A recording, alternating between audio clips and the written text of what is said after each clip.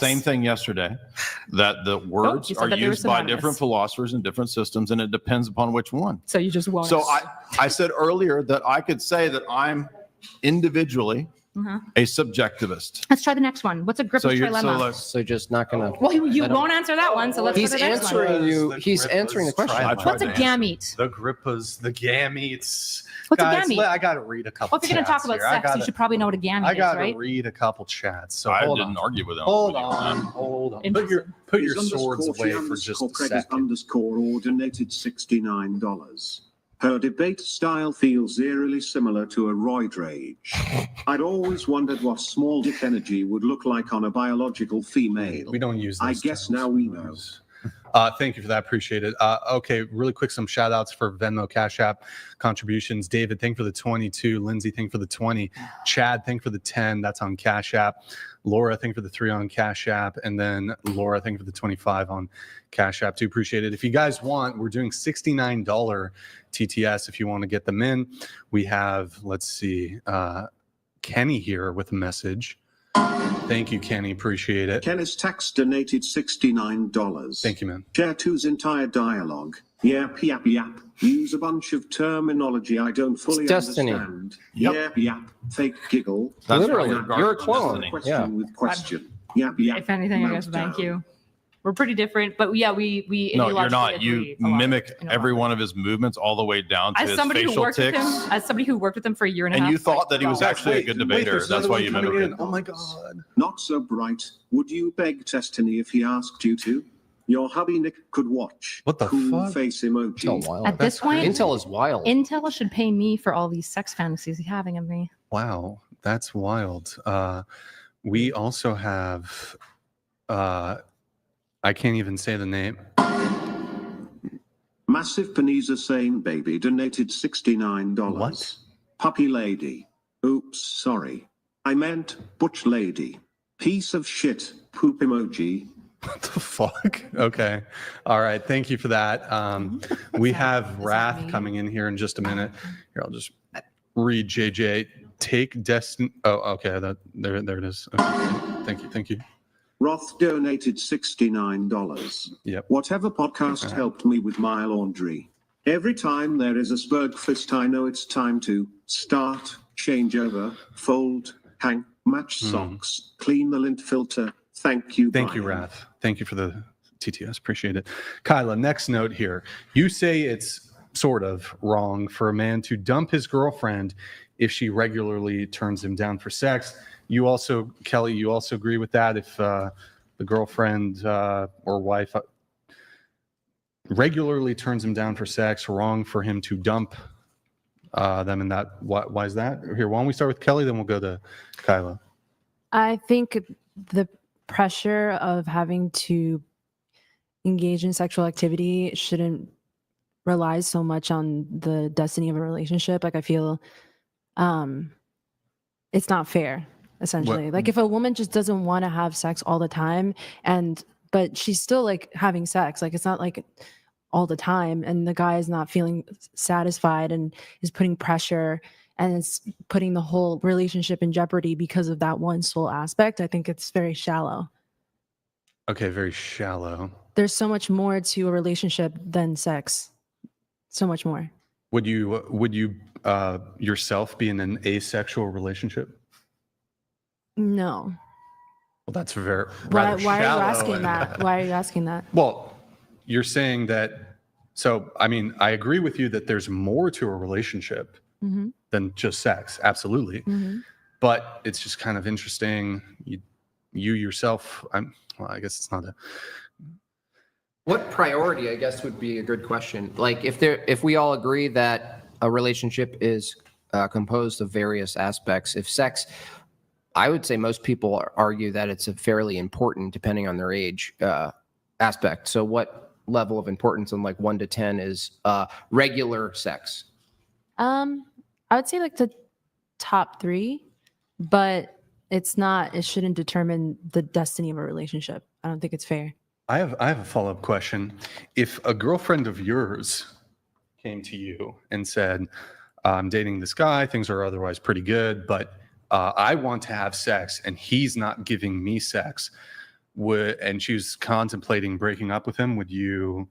Oh, like definitely say that's not okay. Like you should have Okay, a conversation with him. Consistent. You should be at least having a conversation, mention it, and then if you are able to work through it and try to. What does working through it look like, though, when one person, whether man or woman, wants to have a higher frequency of sex in a relationship and the other doesn't? But finding a compromise, maybe perhaps the person is working so much and they don't have time to just be home and having sex all the time. And maybe the other one is not, they're stay at home or, If a guy was dating a woman and he stopped paying for dates, and she wanted him to pay for dates, would that be sufficient justification for her to dump him? If that's her top 3 and she doesn't like it, then that's her. If it's free will, yes, she can. Well, but so you indicated it was wrong for a man to dump his girlfriend if she regularly turns him down for sex. Let me change it a little bit. Let's say it's a dead bedroom and they're not having sex at all. Mm-hmm. And it's on her part, right? He wants to keep having sex, but she's not about it. Justified to break up or end the relationship. I would say, especially even for marriage, you're supposed to really work through things. It's till death do us apart. And to just really break something without working through it and trying to find a compromise or middle ground, or maybe there's a reason why they're depressed. They're not really focusing in their sexual activity. There's so many things to talk through. Then it's not just surface level black and white. Well, sure, I guess there could be problems, but what if those problems are attempted to have been worked through and she still just doesn't want to have sex? Then that's a problem. Yeah, Okay. That would indicate I would just end the relationship then. But you would say it would be wrong to end the relationship for that reason. I think I came from the perspective of, like, I've been in relationships before where I felt pressured to engage in sexual activity and I just didn't feel comfortable. And that was enough for them to be like, this is not going to go anywhere. And I felt pressured to give that to them to keep them around. And I don't think that's right. I think at the end of the day, like, a woman should be able to say no when she doesn't want to. And there's so much more to a relationship than just feeling ultimately drawn to sex like that. Yeah, I agree with you that a woman should say no, and that should be 100% respected. But I don't think I would fault the man who entered into this relationship with the expectation that it would be a component of the relationship would be that it would be a sexual relationship, and then she's kind of walked this back. I don't think there's anything wrong with him him ending the relationship for solely that reason. Now, question, you mentioned, let's say it's a dead bed. They're not having sex at all.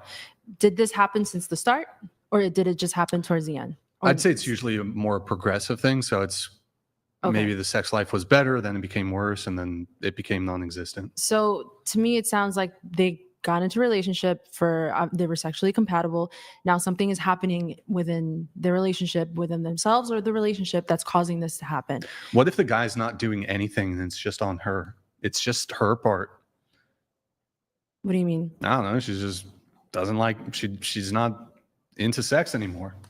He's otherwise treating her just the same. Is that like a common occurrence for a person that's sexually active at the beginning to just suddenly be like, no? I don't think that's very common. I mean, I'm sure there's scenarios.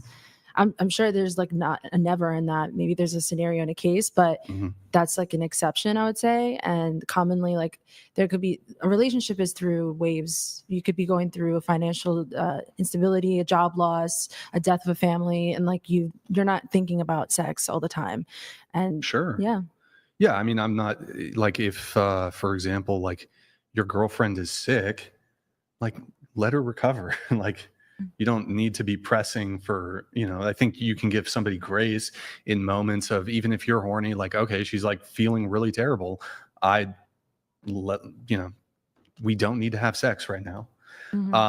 But if it's like, if we're looking at a consistent pattern where she's otherwise okay, but she's not having sex as frequently as he would like, I don't see what would actually be wrong with him breaking up with his girlfriend. To me, it's situational. If they are working, they talked about it, try to work through it, and it didn't work out, then it makes sense to break it off. If it's just there was no conversation and they just abruptly ended things, I don't think that's fair.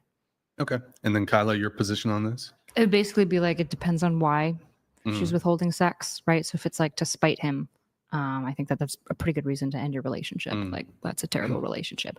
If she just had, vaginal birth and she's in a fair bit of pain and needs time to heal, maybe Sure. even a fair bit of time, I think good partners are like patient for that. So it really depends on like what her reason is and what level of steps she's taken to like rectify that issue so that they can come back, because partners need to have sex with each other. It's a really important part of relationship. Right.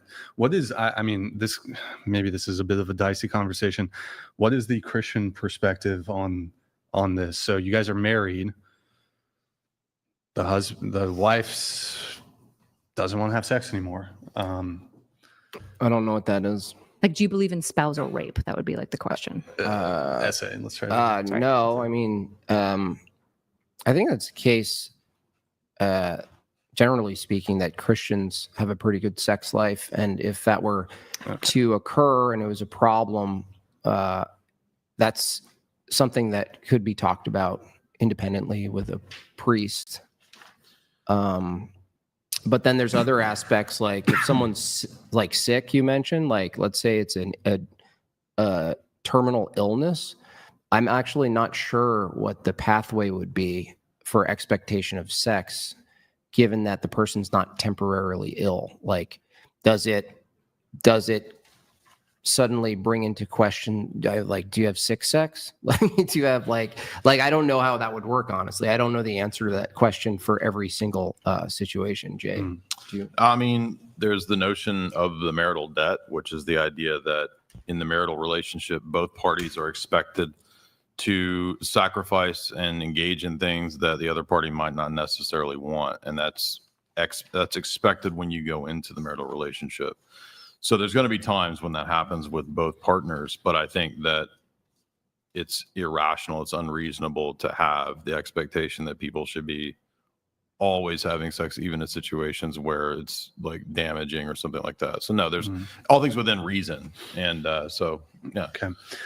Next thing, a woman's past should not matter, to which Sophia, you agree, and then Kelly, you agree. Can I ask just a quick follow-up question? I'm pretty sure I'm just genuinely curious because I don't know the Eastern Orthodox answer to this. Do you guys believe that like spousal SA can exist? Like, can a wife, for like, and assuming it's not medical, right? It's like other reasons. Can a wife say no to sex? And then the man still have sex with her anyways? Like, is that legitimate, or would that be viewed as bad? I don't know the answer to that. I mean, she can do that, and the expectation is that the reasons are rational, that there's good foundation for that. What if she's just like, I'm really not feeling it? Like, If she just she won't. persists in that can become a case for there no longer being a marriage, for dissolving the But marriage. he wouldn't be allowed to like have sex with her anyways, You despite what can't she said. violate people's will in that way. Gotcha. Okay. Woman's past should not matter. You agreed. Why is that? I agree with it on both parts. Like, you just put women, but I think like women and men's past should not matter. The past is the past. Can't do anything about it. Sure. And what about the consequences, though? Like, what consequences? Of the past? You don't think that matters? Like, what consequences? Like people's actions, like who they've been with, if they've had kids with other people. Like, nope, nothing in the past matters. I mean, if we're talking about kids, like obviously the kids are going to be a part of the picture. I guess I'm confused. Like, I'm just talking about like body count, like body people count. you've been with, like things you might have done that you wouldn't do now. How would you determine that doesn't have a consequence on you, let alone someone else? You wouldn't, but I wouldn't judge somebody based on what they've done in the past. Well, what if I had AIDS or something? That doesn't. Okay. Yes. Okay. Cool. So consequences matter. Does matter. And then your answer, why a woman's past should not matter. I also Bring agree out that it should be AIDS. women and men. I just think anyone's past is their past. Sure. If you're focusing, obviously, no, I think you should definitely take into account, like, if it's a huge mistake they did. But I don't think if they're working through it and they're trying to change, what's there to keep bringing it up? A couple questions for the both of you. So within the context of body count, right? Because I could give a bunch of examples, but when it comes to body count, to you, Sophia, would you date a guy who previously had sex with men? Yeah, I mean, if they're bi. You wouldn't have, yeah, sure, he's bi. You wouldn't have any issue with it. No. There wouldn't be some component of a man who just had, I'm not going to say it, but just had carnal knowledge of a man a week before meeting you.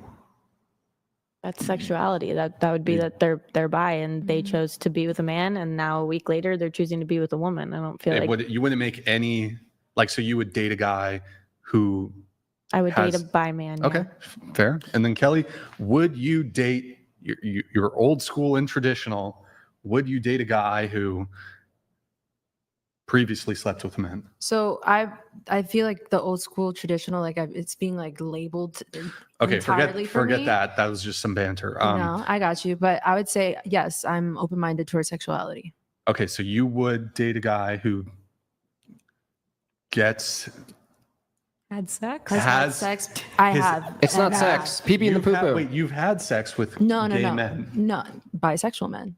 Bisexual. So they're also gay.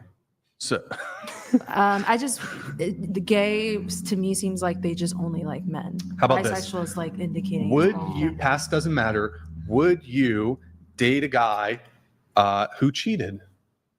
I did. Sure you did, but is it your preference? Like, would you prefer to date a guy who has no history of infidelity, or a guy who has cheated on every single girlfriend he's been with? No, I wouldn't want to cheat. Be with the cheater. Okay, what about you? Yeah, no, I can agree with like the cheater thing and all of that. I guess when I'm looking and answering that question, I'm not thinking that deeply into it. I was like thinking about sure. the rest of your questions. Okay, but just to be clear, you guys would date a guy who gets fucked in the ass. A bisexual man. Just say, I want you to repeat after me. I will date.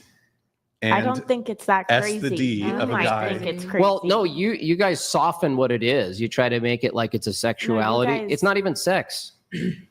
All right. It's I'm not sex. into this. Are you just like sodomy? It's or whatever? literally not sex. But you're saying gay sex is not. No, sex. it's not sex. Is oral Why? sex not sex? Not really. So penetration is What not is sex Well, of any kind. It's like some type of sodomy or mutual masturbation. Even if they reach orgasm, it's still not sex. If I reach orgasm from banging a You refrigerator, guys heard it is it here. sex? If you want to be It's pure and stay a masturbation? virgin, just If fuck I- in the ass. if I- then you're Sexual safe. No activity? sex. Can I has have been sex had. with a tree? I disagree with you, Bob, on If this you're one. Wait, masturbating, Can yeah, I? for That's what I sure. just said. Is masturbation sex? No. It's sexual activity. No. Look, we're talking about intercourse. Clinton. What's I considered did not sex have between sex two with that people. woman. Okay.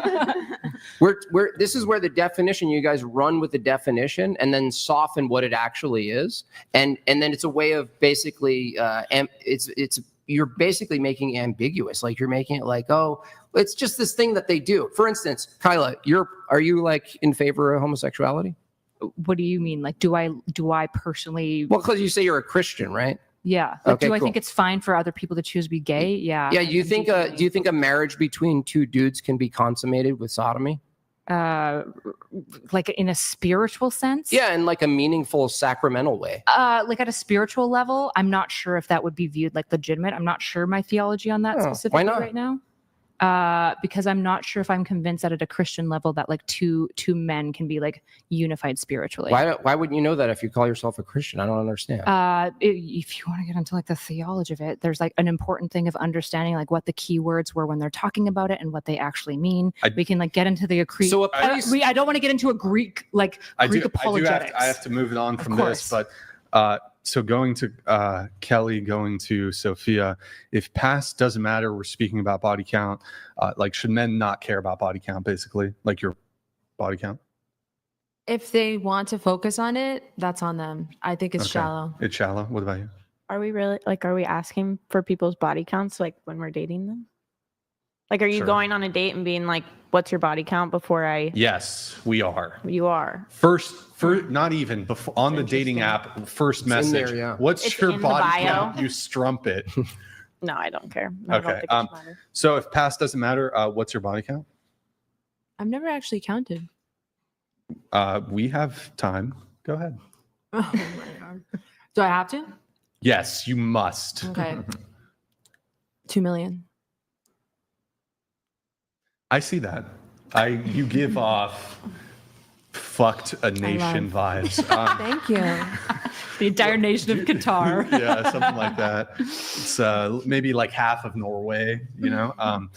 So do you want to give us the real answer though? I don't think past not mattering should be the reason that she outs herself to the Well, whole hold on. world. Let's let her answer. It seems like she might answer. So go I'm just ahead. saying I'm not going to answer. I mean, I don't really.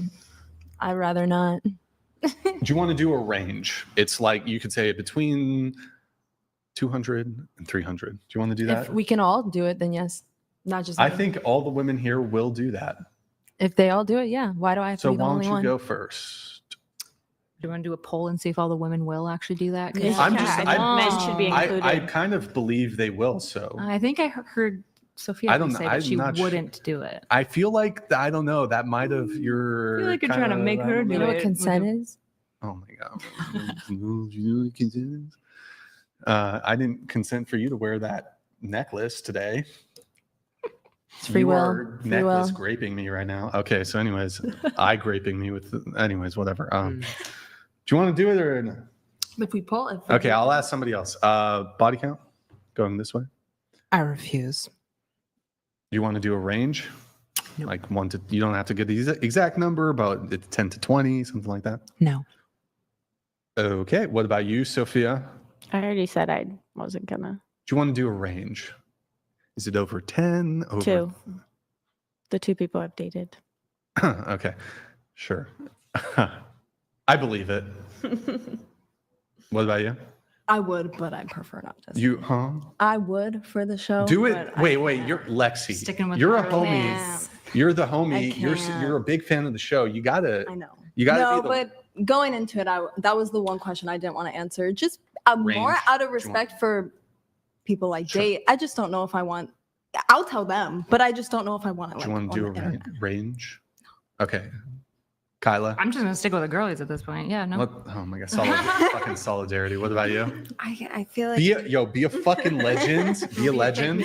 So I am voluntarily celibate. So I've been with like 10 to 15 max. Guys, W's in Including the girls. chat for 10 Well, to 15. I say the W is the opposite. I think it's progress that this show has progressively produced women who have acquired some level of maybe shame. Or maybe they don't want people to. Maybe it's the case that it actually does matter, that maybe there's a reason you don't want people to know that it's not just personal. I understand that aspect, but there is something about it that kind of has a sense of a devaluing for yourself. And this, I think this still applies to men. It's not in the same way, but I think it's a good thing for women to stop celebrating their body count or stop like even feeling like they should share it. Let's test this. If I asked you off show later, would you tell me what your body count is? Would you be comfortable letting me know? I'd rather not know. Would you let me know privately? I probably would, yeah. Okay, so I Charlie would. just genuinely think it's none of anyone's business. Like I said, past shouldn't matter, which How means about- the number okay. shouldn't matter.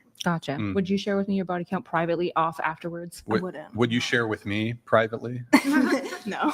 the body count? Okay, so Wait. I don't know if it's shame that's doing this necessarily, right? Like Well, I sometimes would say it's it shame. more is because of shame. Mine isn't insanely high, but I would say it 100% comes from a place of shame. I just think, for me, with my religious beliefs, I think anything outside of marriage is shameful. Wait, are you So- Christian? I'm Christian, yeah.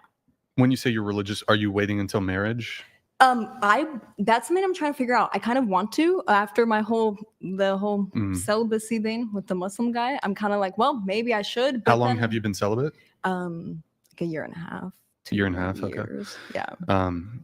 Question though, if you were asked on a date privately, not on this podcast, if a guy genuinely asked you because he wanted to know what your body count is, would you then give the answer? Yeah. Wait, sorry, what? I was thinking of a different question. If you were on a date with a guy, you're not on a podcast, he's just asking you privately, would you give him the answer? Oh, no. You wouldn't? No, I just said that I don't think it matters. Right, but it matters to him. Then I don't know what to tell him. So let's say he's the perfect guy, but you don't know I mean, I guess you could like try to suss it out by being like, well, what would be too high of a body count for you? Perfect guy, but in order for this courtship to progress, he wants to know, and he's going to want an answer. Would you tell the perfect guy your body count? And it could go either way. It could be like, he's like, that's acceptable, or it's not acceptable. So would you tell him then? No. If so wait, you would lose out. So you'd lose out on the perfect guy.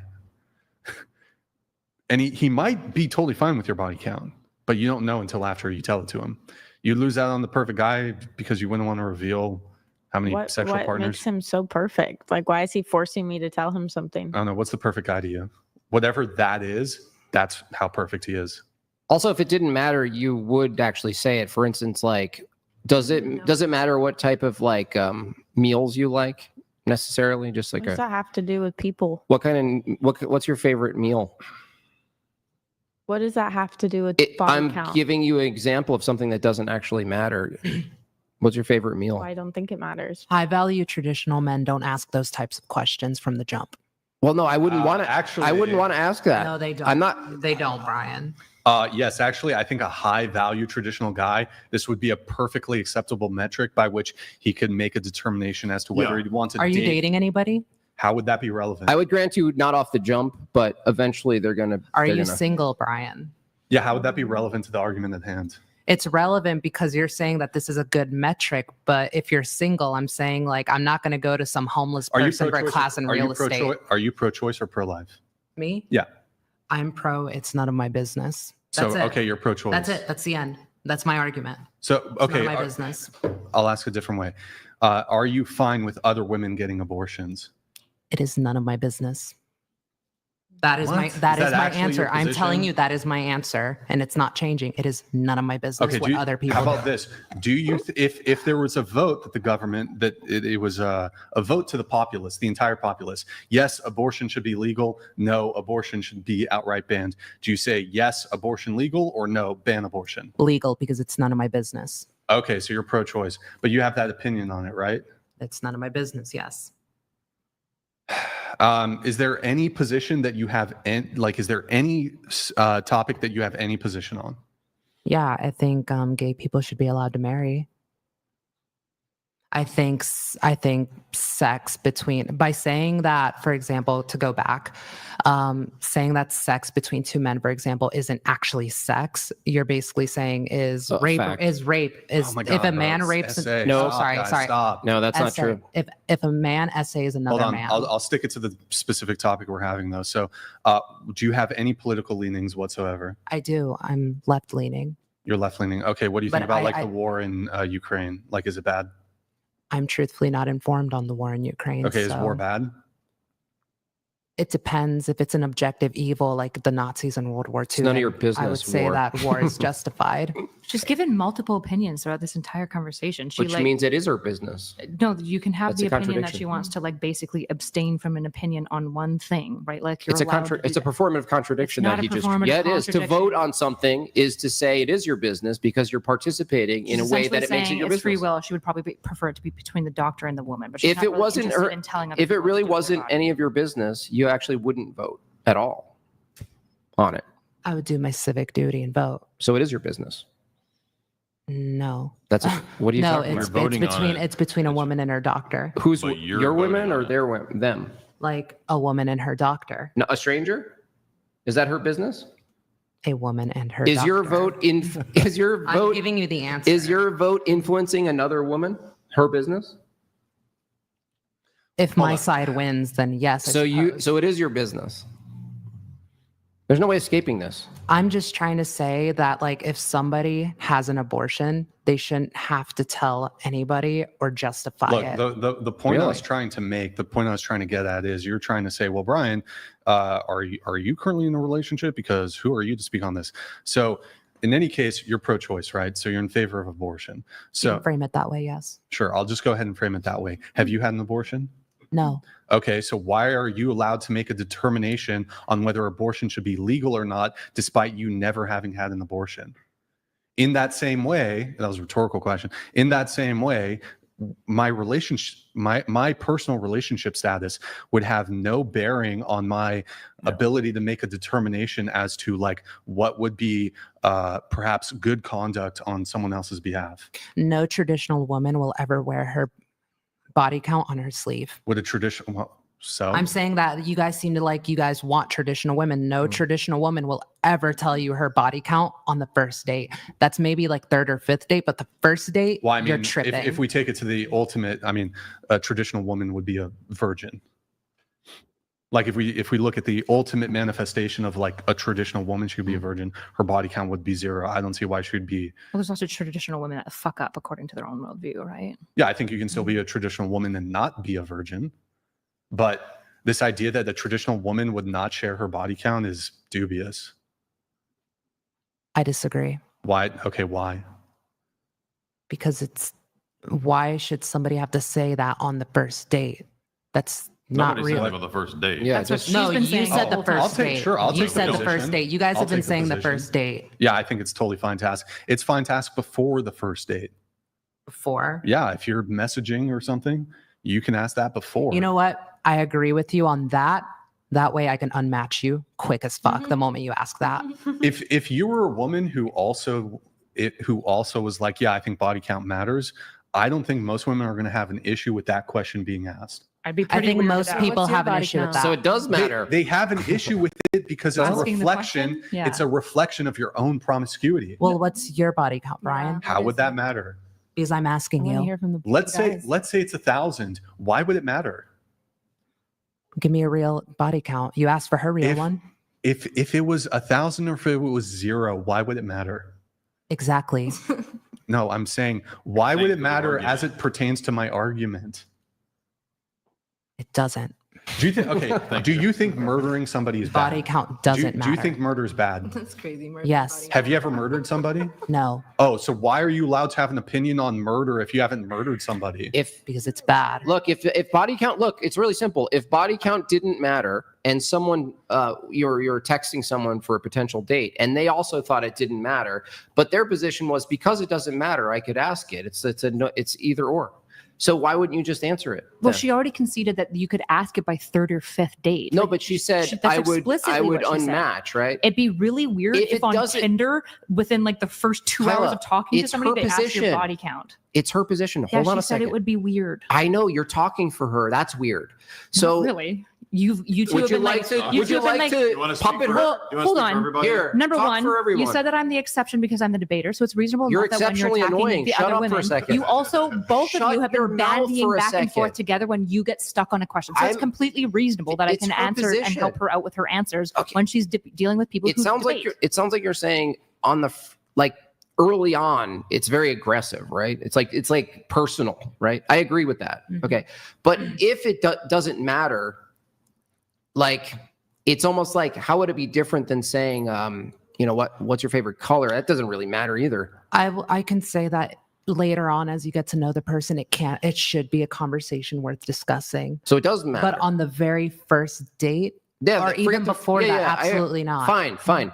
But you are agreeing that it does matter because it actually warrants a type of conversation. Not does matter. When I say does matter, I don't mean it does matter as in that's a make or break. I'm saying it does matter as in if that truly is something you care about, as I get to know you, I'm open to sitting down, having a need conversation and talking to you about it.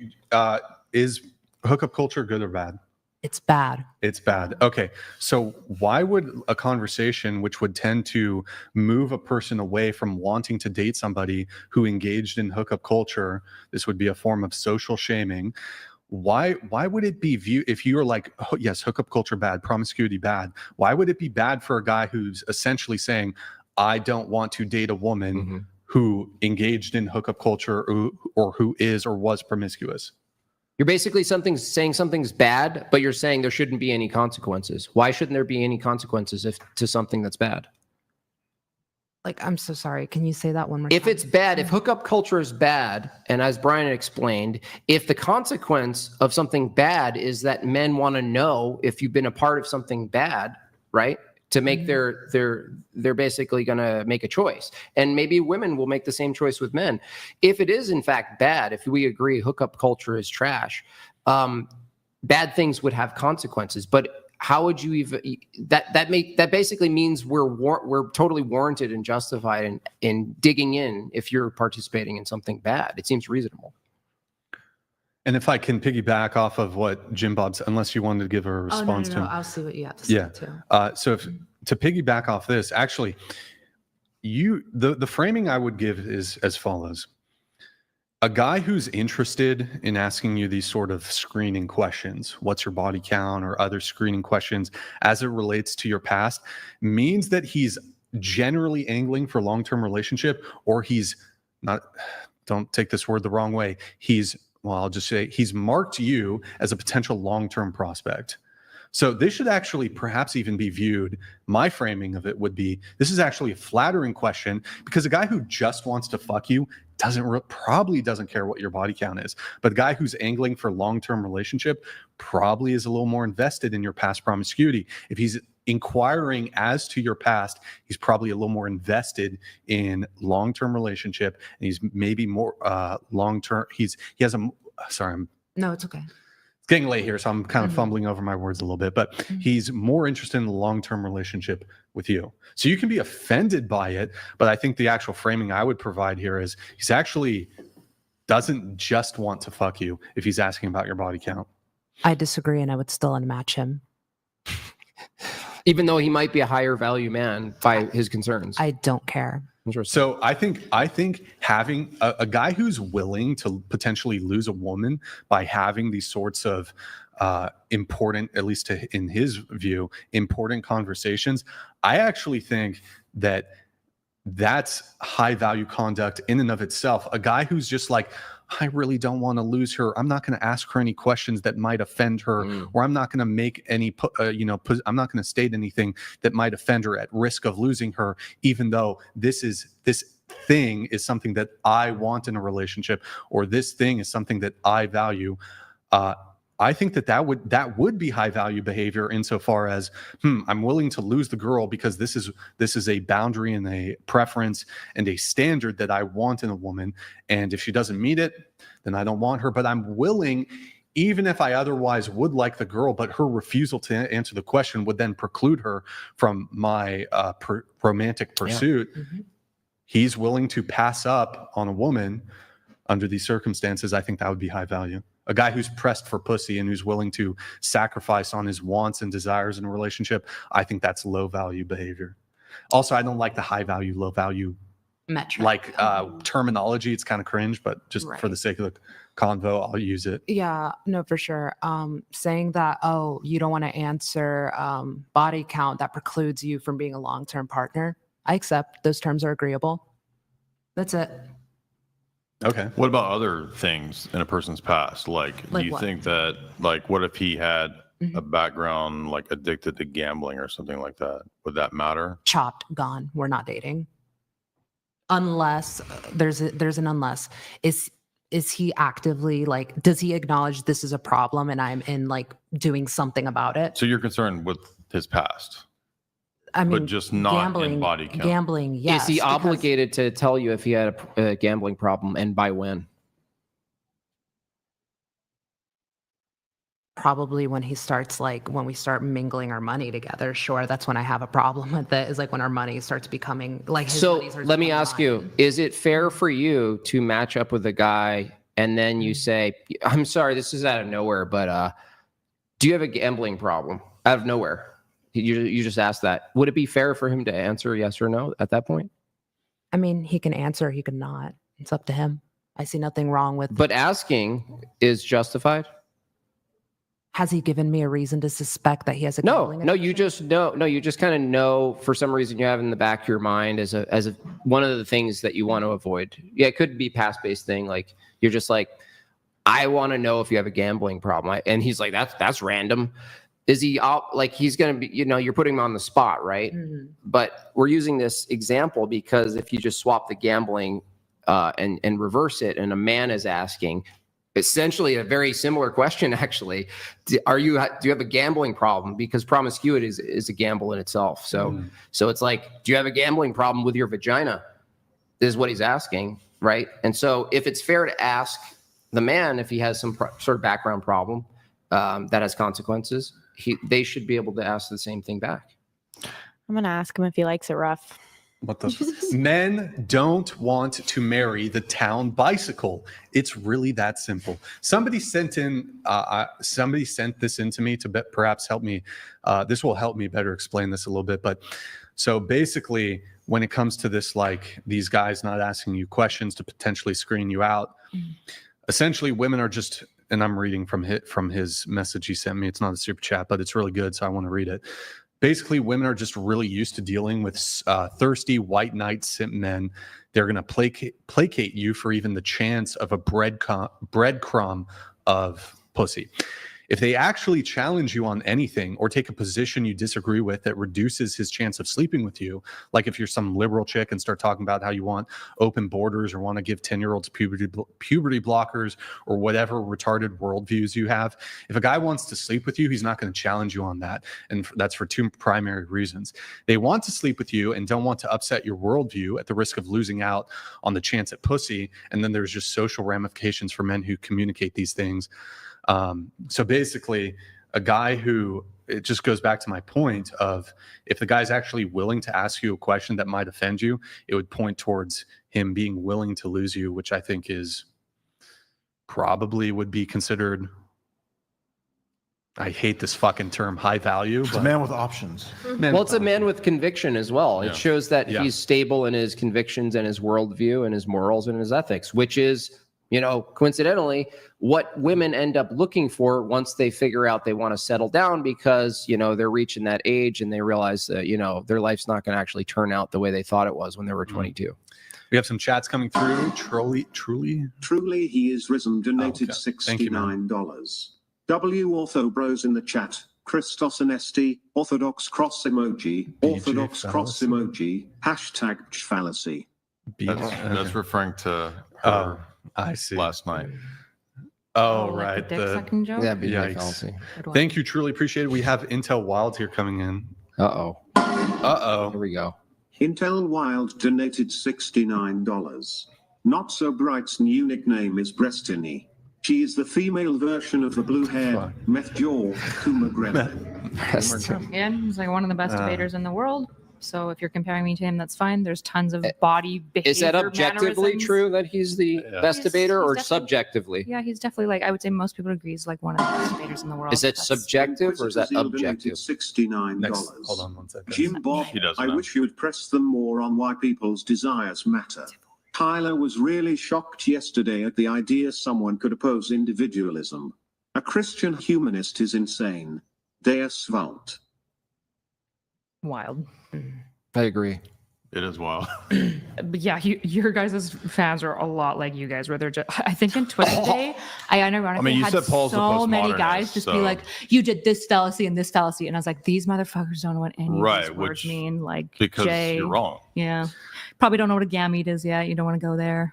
Can you tell me a book that you've read on human sexuality that's scientific in any nature? Probably not. Here, I'm going to move it on just for the sake Didn't of think so. time. Going to move it on for the sake of time. Paul the postmodernist. All right, let's see. We're going to do these. What would you want the minimum yearly income to be for your future husband? Go ahead. Ideally maybe 100,000, but I don't have a specific, like, it's not Sure. money. Kyla? Tilt your mic down a little bit. My future husband? Well, your current husband, I guess. I mean, for most of our relationship, he's made like pretty low money, but zero for a large portion of our relationship. You're the breadwinner in your By relationship? and large, I think for now he's going to be making about $4,000 a month with his new job.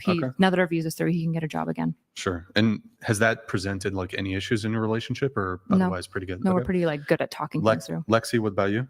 I said 48,000, $4,000 a month. 48,000. Okay. What about you, Sophia? I said 100. 100K. Okay. I don't know. Like, I don't really think about that, if you want me to be honest. Okay. So you would date a man or a woman who like worked at McDonald's? I mean, no, like, it depends. How old are they? Like, how old? Seriously. 30, I guess. Probably not. Probably My not. fiance, she makes a lot of money at the job she does now. She makes almost 200 a year, like 200,000 a year. What'd she do? I can't really get into it. Oh, you don't need to give like the company she works for. Just, is she an attorney? Is she CP accountant? What She is works with She's an in the OF federal girl? government. That's it. She Okay. works for the federal government. So that's it. Is she the press secretary for Donald Trump? I can't say.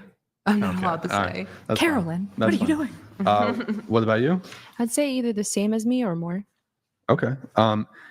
And question, I forgot this.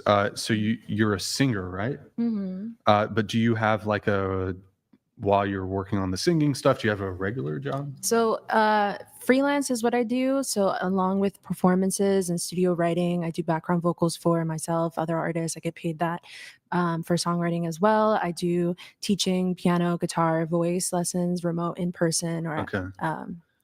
then what else? Okay. So Yeah. how much do you make currently? Roughly like 5K a month. So like 60,000 a year. I think that works out. Actually, even more than that. So you would want a guy who makes $60,000 a year or more. Is that fair? Yeah. Okay. And then you say, and then you said when you end up making, so when you hit it big, how much do you think you'll be making? The whole I wish like a lot, of course. Couple Like mil? yeah, of course. Okay. Yeah. What do you think about? Sorry, I just No, you're wanted to. What do you think about like AI music and that whole technology? I've been asked about that frequently, actually, recently. I don't think it's so wrong. We do get inspiration from it. I don't use it. I'm not against it. I do think it's quite weird. I don't know how I feel about it. Yeah. Well, they're coming for your job sooner, Jimbob, than the Everyone's. music. Yeah. Doodles? Doodles. Oh yeah. Yeah, probably. Although they're also going for music. Well, they do, but wait. So okay. How tall are you, and what's the minimum height of a man you would date? Starting with you. 5'2", and I would date someone that's the same height as me. Okay, Kyla. What about you? I'm 5'7". My husband is 5'6.5". Oh, okay. What about you, Lexi? 5'6" and 5'7". Sophia. What about you? I said same 5'2" and 5'2". All right. Okay. At least 1 inch taller than me. At least 1 inch taller than you, and you're 5'8". Mhm. What about you? Just want to have it. Say at least 5'10", And you're how tall? 5'7". Okay. Would you rather cross paths with a random man or a random bear on a hike? A bear. A bear. Okay, Yeah. Kyla. What about you? A man? All right, Lexi. Man. I said bear. Bear. I don't understand. I never understood what that meant. I don't know the discourse about it. Like, what's the difference? Like, literally a man or a bear? Yeah, literally. Probably a man. You could probably help me Okay. get to where I'm going. What about you? I wrote neither. If you had to pick, though. I don't know. I feel like a bear is too much. A man. Okay. So to those of you who, I think it was you picked bear, and then you picked bear. Why do you pick bear? Because a guy can be more thought out about what he'd want to do to you. A bear is not going to torture you for hours, you know. Well, they could eat you alive, but essentially you're saying the man could essay you, the bear would not essay you. Yeah, it'd be fast and Yeah. painless. And then why do you Because pick bear? I've had an experience that would make me not choose the man. Mm-hmm. Okay. And I've had like comments on my TikToks and stuff that made me deeply scared of going into the forest by myself. Yeah, but like bears don't have smartphones, so they can't really comment. They'd be on- wildly I understand, sexist but if they did. they would men say some can. crazy shit. Grizzly bears, not good. They'd say gotta some crazy shit It's just based off experience. based off experience. Okay. I'm wondering if this changes anything. Would you rather be locked in a cage with a random man or a random bear? Like a cage the size of this table. Honestly, from my experience, I'd rather not. I don't want to say it, but I'd rather not be here anymore than deal with what the man could do to me in the cage. You'd unalive. Yeah. I'd let the bear take me. Like, Do you think that like most men though, because this is like kind of a part of the issue is that like men do really bad violent stuff, right? But so do bears. But the issue is that like when we hike, we pass random men on the trail all the time. Like most men are not seeking to do violence to women. There's a small predisposition of men that, to be fair, most men also hate that do violence to women. But I think most men are good. And when, like, if I was locked in a cage with a man, I'd be like, God, I hope he's not super awkward so we can have like at least interesting conversation. I used the elevator and situation, and someone went ahead and sent me. I'll probably just butcher the stats, but it was astronomically insane. How many elevator rides?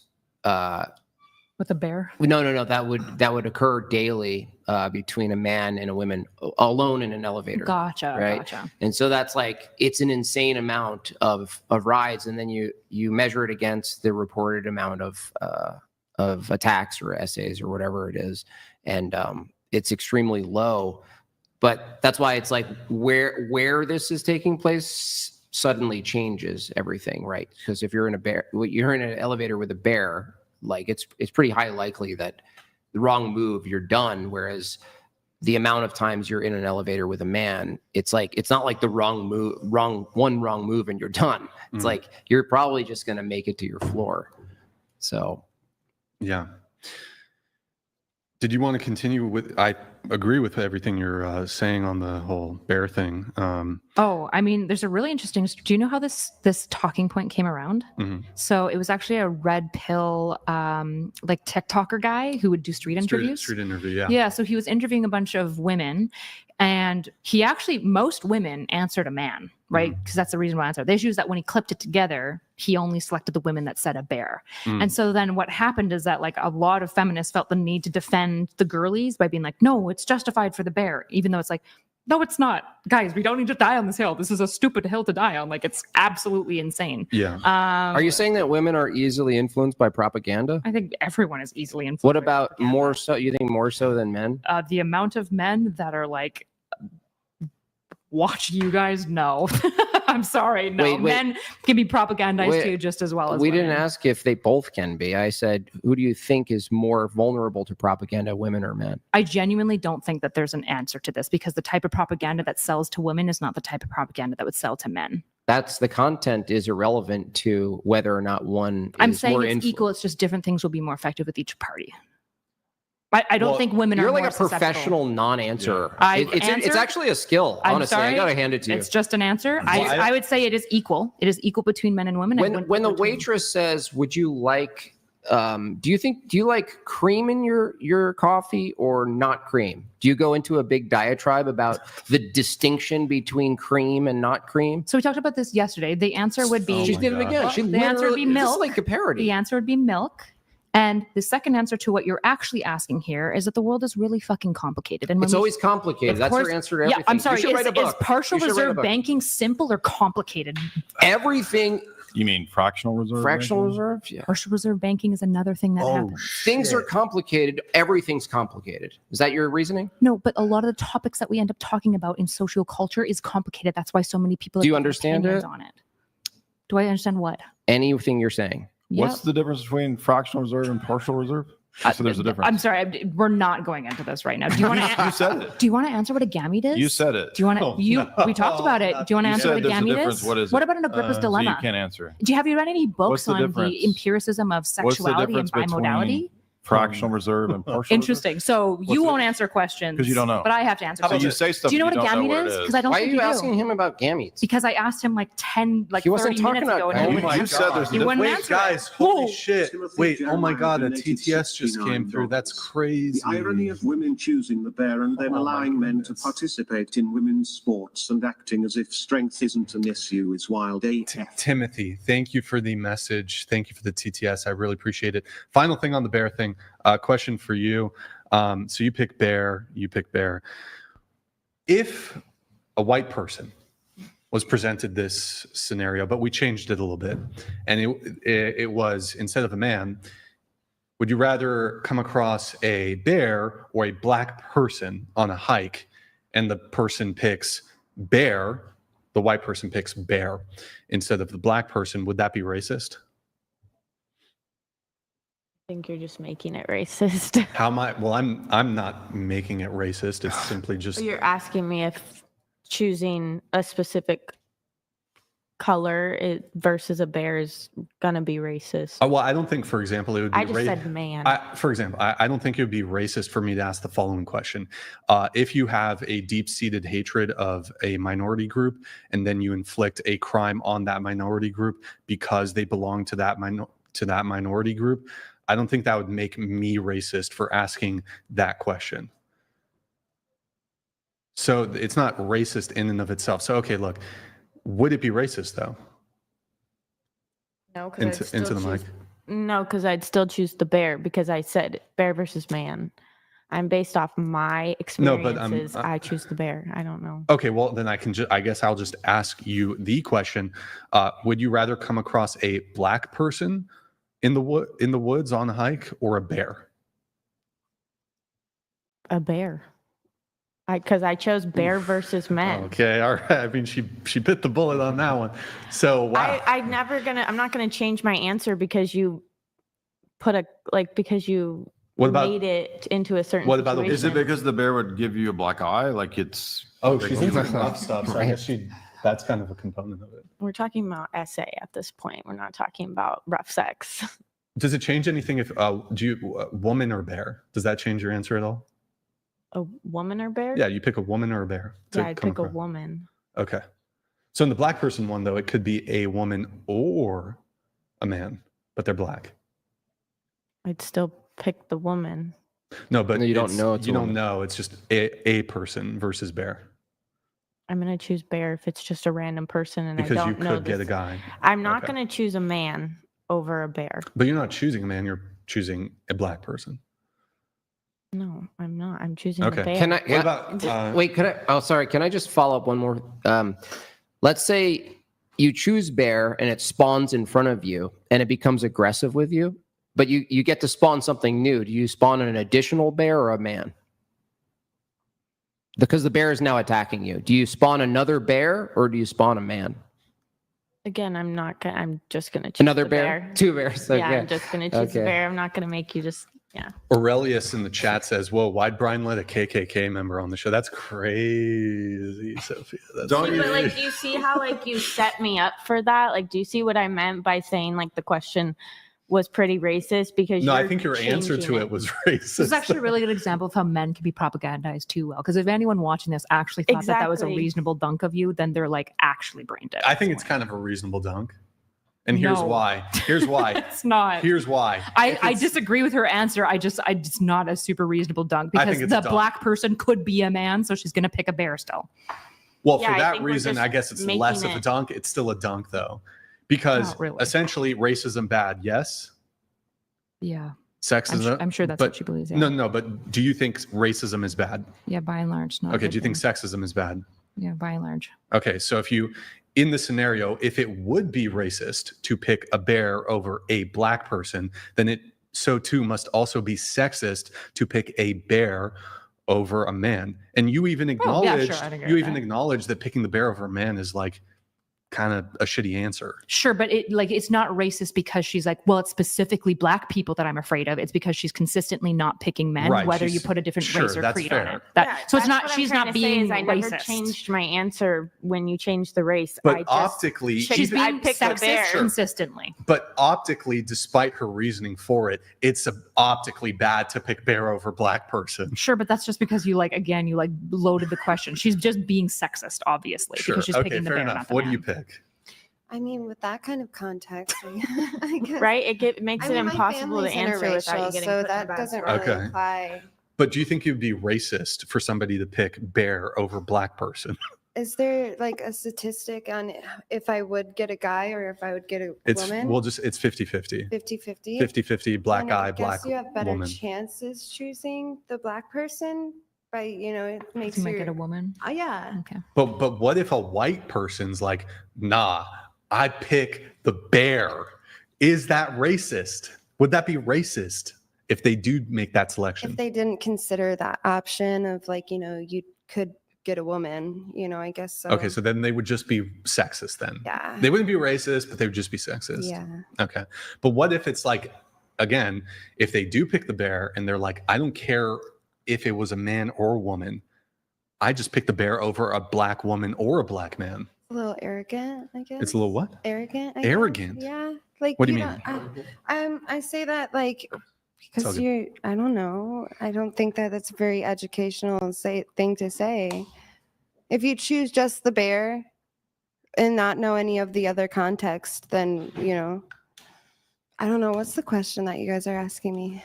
I already answered. I'm just saying, if you pick bear, you're sexist. That's my position. Okay. If you pick bear over man, you're sexist. Okay. And you have like some pretty shitty views on men. So what was the follow-up question? Did she say based? I said based on what I've. Oh, I thought you were like based. Like, To yes, just- good. To just answer Sorry, the go ahead. question Go ahead. without asking questions like that, like what would be the statistic of getting a woman 50-50? Then you could make an educated guess, or decision.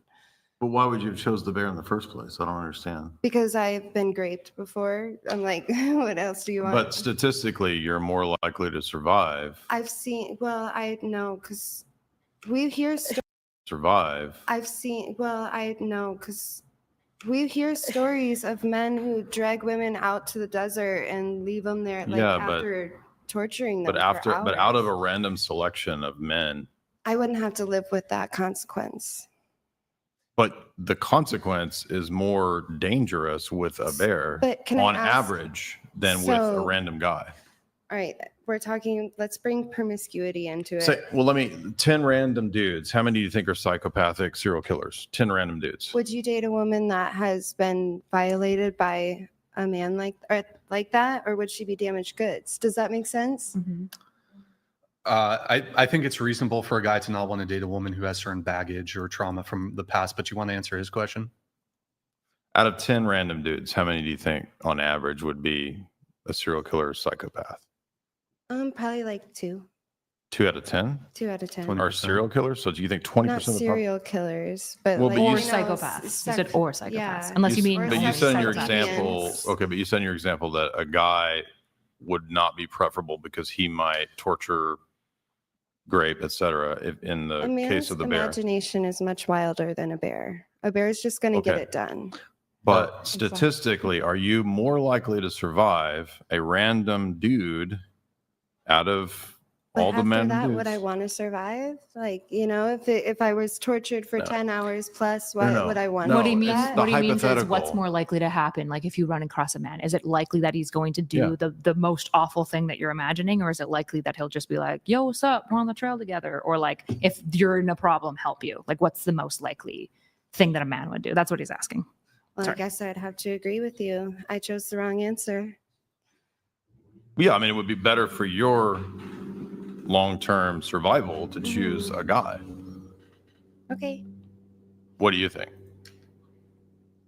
I think it's really hard for you to touch on this topic when you haven't dealt with what we've dealt with. You're just. How would you know that though? Have you been essayed? Exactly. Wait, No. so are you saying men? But what would that have to do with the statistics of whether or not a bear is more likely than a man to hurt you? I'm saying from what you were just saying, Mhm.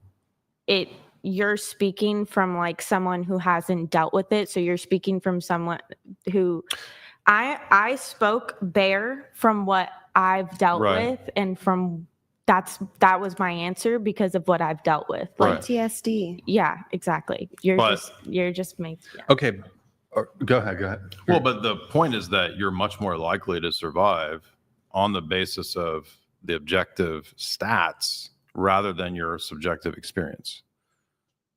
Is it 100% sure that nothing would happen to us? Or are we just going? No, you don't know. No. You don't know. It's just But like favorable. you also move through the world. Like I'm sure you guys aren't hermits. Like you go out and about, and maybe you go out at night, which there's a risk and a safety concern if you're going out drinking at bars, for example. I don't know if you guys do that. No. Okay, that's fine. But you move through the world in such a way that there's some risk involved. I think just being a woman, there's always going to be a risk. Correct. Sure. Well, it's good to know that one thing about the hypothetical is to know and admit that men are actually dangerous. Whether or not you're going to be assaulted or anything is different than whether it's descriptively true that men can do things to you. So, whereas it's always true for a bear, but to Jay's point, If my experience with a certain group of people was that I was, let's say, robbed multiple times, I think what Brian is asking in another hypothetical is, would it be racist based on my experience with that group of people to choose something other than that group of people's demographic, ethnicity category? Just even if the stats were actually in opposition to my choice. Do you have anything to weigh in on this? I mean, to Jim Bob's point here, it's just essentially, if it's racist, because I'll just ask a simple question. So you guys have had bad experiences with men. I don't doubt this at all. I don't doubt that absolutely there are men who are monsters, who commit heinous crimes, and they are terrible. And it's awful, absolutely awful that it happens. But when you then say, okay, well, if somebody has had a bad experience with X group, in your case, men, does this then justify you having sort of this baseline fear or hatred or contempt of the entire group? Similar to, for example, let's say a white person was beat up by a group of black people. Would this then give them justification for the rest of their life to be continuously fearful of black people and have a bias against them and think negatively about them and so forth? No, I don't think so. Okay. All right. And then also, just to your point, you were saying how Jay here, you were claiming he didn't have this experience, but like, wouldn't this also then have to apply to somebody who's like anti-SA? So, who are you to have an anti-SA opinion, but you yourself have not been SA'd? It would have to apply both ways. No, I'm just saying he was speaking for us, saying that we shouldn't feel a type of way or we should go at life a certain way when it's just That's not what I was saying. But just because he himself hasn't had that experience doesn't preclude him from coming to a determination as to like a risk of a particular scenario or having an opinion on SA. I didn't say he shouldn't have an opinion on SA. I was just saying that he shouldn't have an opinion on how we both feel about our situation. But I was making the point that for your own survival, wouldn't you want to choose the more likely means of surviving a man versus a bear? I can just say that I don't want to live if it happens to me again. But I don't want to go through life again if it happens to me again. So I choose bear. Point, like, period. So you're not concerned with your survival? At that point. No. So it's a hypothetical, right? The hypothetical gives you the option that's most likely to result in your survival. Not certain, like it's not a certainty thing. It's just you're making the call based on likelihood of I don't think things not going bad. Like in your favor. Whether I've been SA'd or not has nothing to do men. with whether you're more likely to survive with a But guy. if we're It's like- comparing to aggressors, so if you're comparing a man to a bear, like wouldn't they be equal in aggressive, demeanor? Not the potential. I mean, a bear can do a lot of aggressive immediate harm. Yeah. A man can do harm, but we're talking about the likelihood, Okay. right? So the likelihood. I honestly look at this and I think bear, in my experience, I grew up in the mountains, and so my experience of bears is actually that they run. So I don't actually like the hypothetical because you can spook a bear pretty easily. Of course, bears of color attack more than other bears, but that's actually true. Actually, I think polar bear is the most aggressive technically. No, and I'm talking about aggressive. Like if you're in proximity, the most amount of attacks are From black bears? Yeah. But it's proximity. I think polar bears are technically significantly more they were more aggressive it's if you're nearby. the white bear is not good. The point is that it shows the inability to think objectively and to think hypothetically is the point. And so you would choose something that would be damaging to you on the basis of your own subjective experience. That's the point. I guess we're just fear-based at some point, Sure. Moving it on, really quick on this one. So this is for Sophia and Kelly. You would not date a police officer. Why is that? It just doesn't align with what I do in life. What do you mean? I'm an artist. Like, why would I? Okay. So you want to date the guy who's an artist, that's a basically. creative, or at least somewhat There's close some to it. creativeness that comes with law enforcement, I guess. I mean, what about a sketch artist? Would you date a sketch artist? Sketch artist? A police officer, but he's a sketch artist. He's like, here's the criminal, draws the criminal. Still, no. Wait a second. I actually have a good question. Is it an assumption that you? Oh, sorry. Is it an assumption that the person you're with should be like as creative as you, or like, what if it's the case they're more like, I don't even know how valid these terms are, like type A and stuff, but like more organized, stable, isn't really lofty about like dreams and art and all this stuff, but you are, and he loves that you are, but you don't actually connect on that level. I'm wondering why that seems like you're making it like sort of a necessity that he's like creative and you know. No, I would, police officers to me, it just seems like out of pocket. Like I don't even, all my friends, people who I associate, even family members, none of them are police officers. I just don't find like I would find any attraction towards them or anything in common. What if he's Italian? I do understand that like opposites attract. So your answer to the question. Oh, I just feel like they're strict. Like I smoke weed, I do OnlyFans. Like I don't really think we're going to align. Lack of alignment. Okay, fair enough. By the way, guys, we are getting towards the tail end of the show here. So we're going to do a roast session, $30 TTS for the roast. $30 TTS. Do that, streamlabs.com/whatever if you want to get one in. I'm going to let a few come in really quick, but then I do have a few more topics to touch on here. We have Solo Cleric. Thank you, man. Solo Cleric 83 donated $50. I want to say, despite disagreeing with you ladies on a bunch of stuff, I do appreciate the recognition that not all men are violent monsters. Yeah, Kyla, you're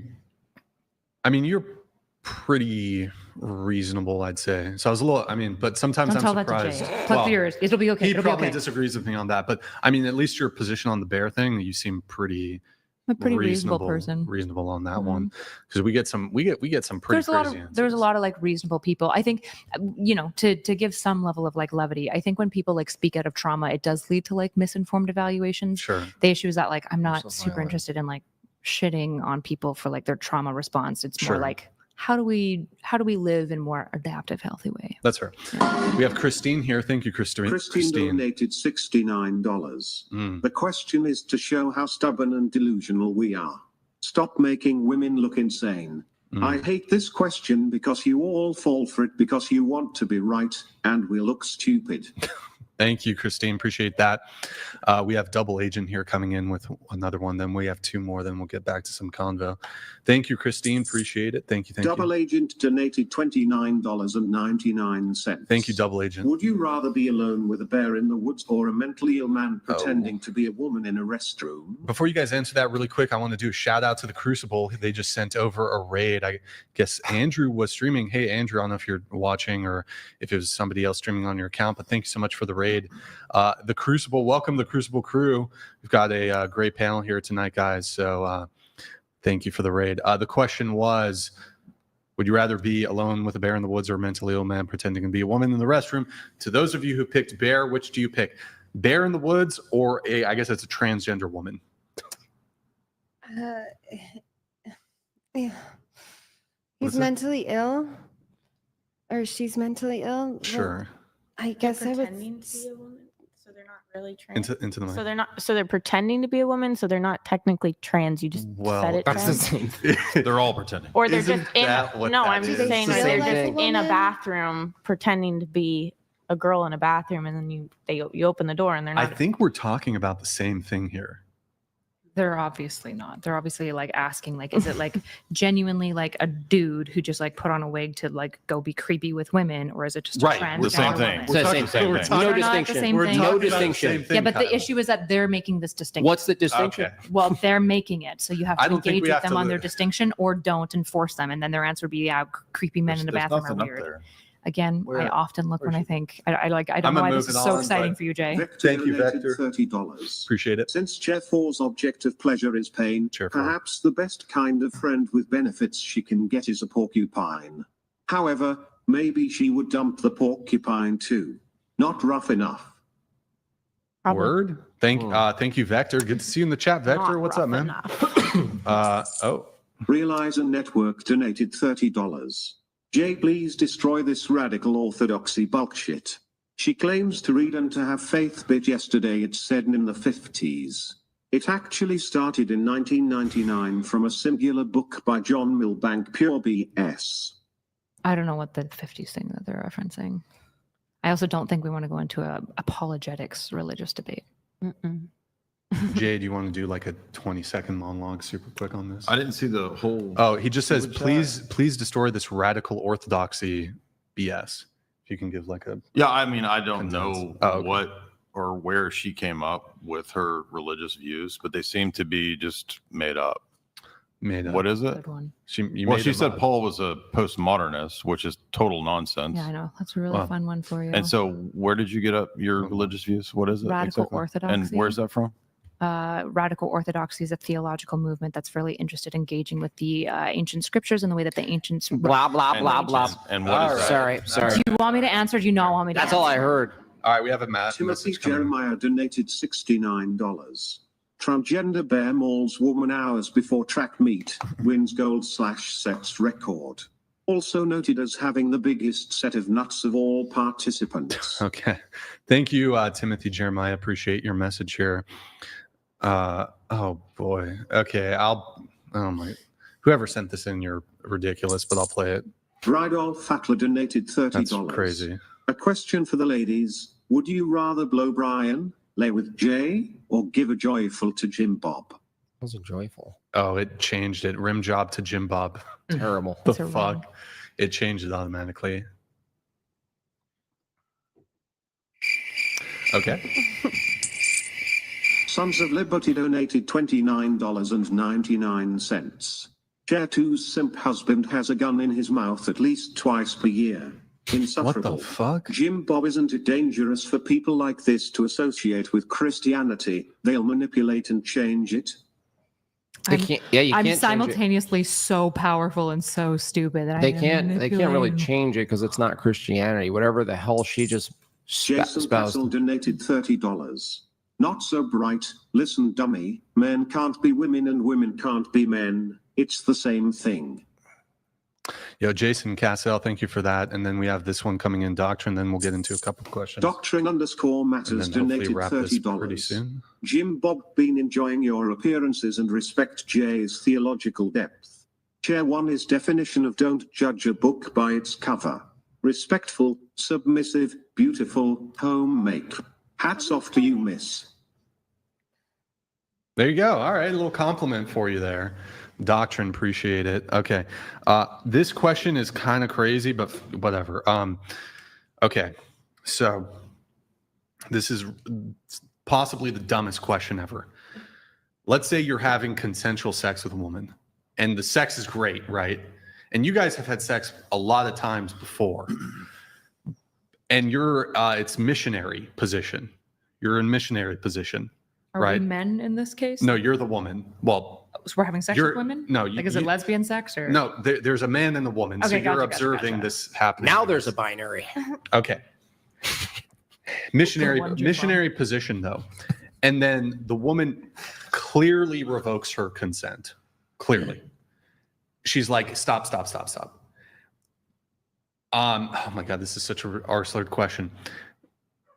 At what? Because let's say the guy's on the down thrust. At what point is it like grape? Because like how many thrusts until?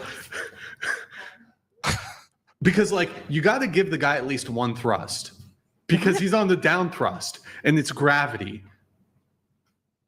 So okay, and he's gonna stop, but it's just like. Has he just graped you if you say stop, but it's like the middle of the down thrust and he completes the down thrust, but there's momentum too. There's gravity and momentum and there's like two pumps and then he pulls out. Were you graped? No. This is a retarded hypothetical. How many pumps until it's grape? Why would he continue to pump at all? No, but there's momentum. So like, Yeah, but you sometimes- said 2 pumps. There's not momentum to make you go back up. Like, are you No, on a but, water I mean, bed? there could be like, Are you on a water bed? So he's like, oh, I gotta control myself. Sorry, I'm trying to get off, but my dick keeps falling in. Oh. 2 pumps and then he pulls out. If she says stop, he goes, 1 more. No, he doesn't do that. It's just like he's processing the whole thing, and it's like rapid fire. Like it's me personally, I'm not into the Energizer bunny, like the jackhammer sex. I don't like that. But some dudes are just like, boom, like the pumps per minute is really high. So like within the course of a second, it's like 3 pumps. So the woman says stop, and it's like 3 pumps.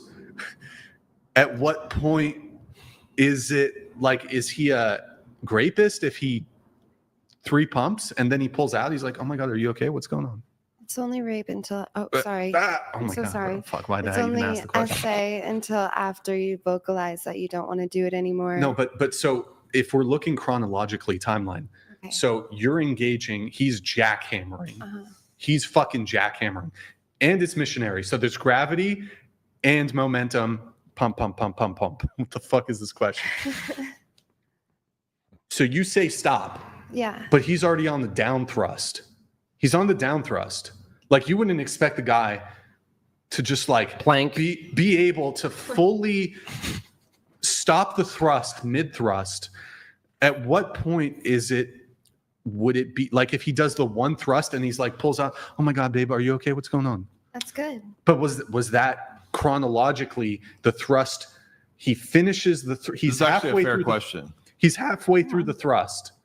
At what point is it essay? Yeah, I'm curious 'Cause- everyone's answer. No, this is a serious question because Yeah, go if ahead. it was in a courtroom and it went to testimony of like, I was raped, right? Yeah. Like you would have to detail some of the stuff and you would have to demonstrate like, I said stop, there was 1 pump over the line. What's your Like, 1 or answer? 2 over the line. What's my answer? I'm assuming we're asking the panel. I would argue that there's some ambiguity here, some leeway, because in the middle of it, you couldn't technically. I'm serious. Like you couldn't. I was laughing at the chat, but you couldn't like. I don't see how you could say like after number 2, that's grape. So when is it though? I don't know that there's a hard It's answer. like there has to be a duration of the act. So then how do you, in the Certain court amounts. case, determine if it was or wasn't essay? Like what's the line? You just believe her, I guess. That's your answer? Yeah, she decides, I guess. What the fuck? Just kidding. It was That's not illegal That's not the pump. answer. It's illegal. Is it pumping a legal term? Somebody in the chat says it was a legal pump. I think that would be. I think that would be a scenario almost potentially impossible to deliberate on because of the. So it have to be persistent, like a persistent. Yeah, like Stop, you need like some type of regularity in time to induct it for anything, like Well, to catch conclude your anything. reasoning back Yeah, up. you know, like a pattern. Like is a single second of a transgression long enough of to be a pattern to recognize as like you did that? It's like almost asking like from. So if he pumps like once and gets off, you'd be like, he's probably in the clear. It's almost like if you had a split second, if you took the position that thoughts themselves could be immoral if you maintain them, like if a thought lasted for like milliseconds, did you have a bad thought? Like, you know what I mean? If you grabbed it for 2 seconds, so like if he's pumping down, he hears no, and he's like, I'm just gonna stick it out a little bit longer so I can enjoy myself. Is that what you're saying is SA?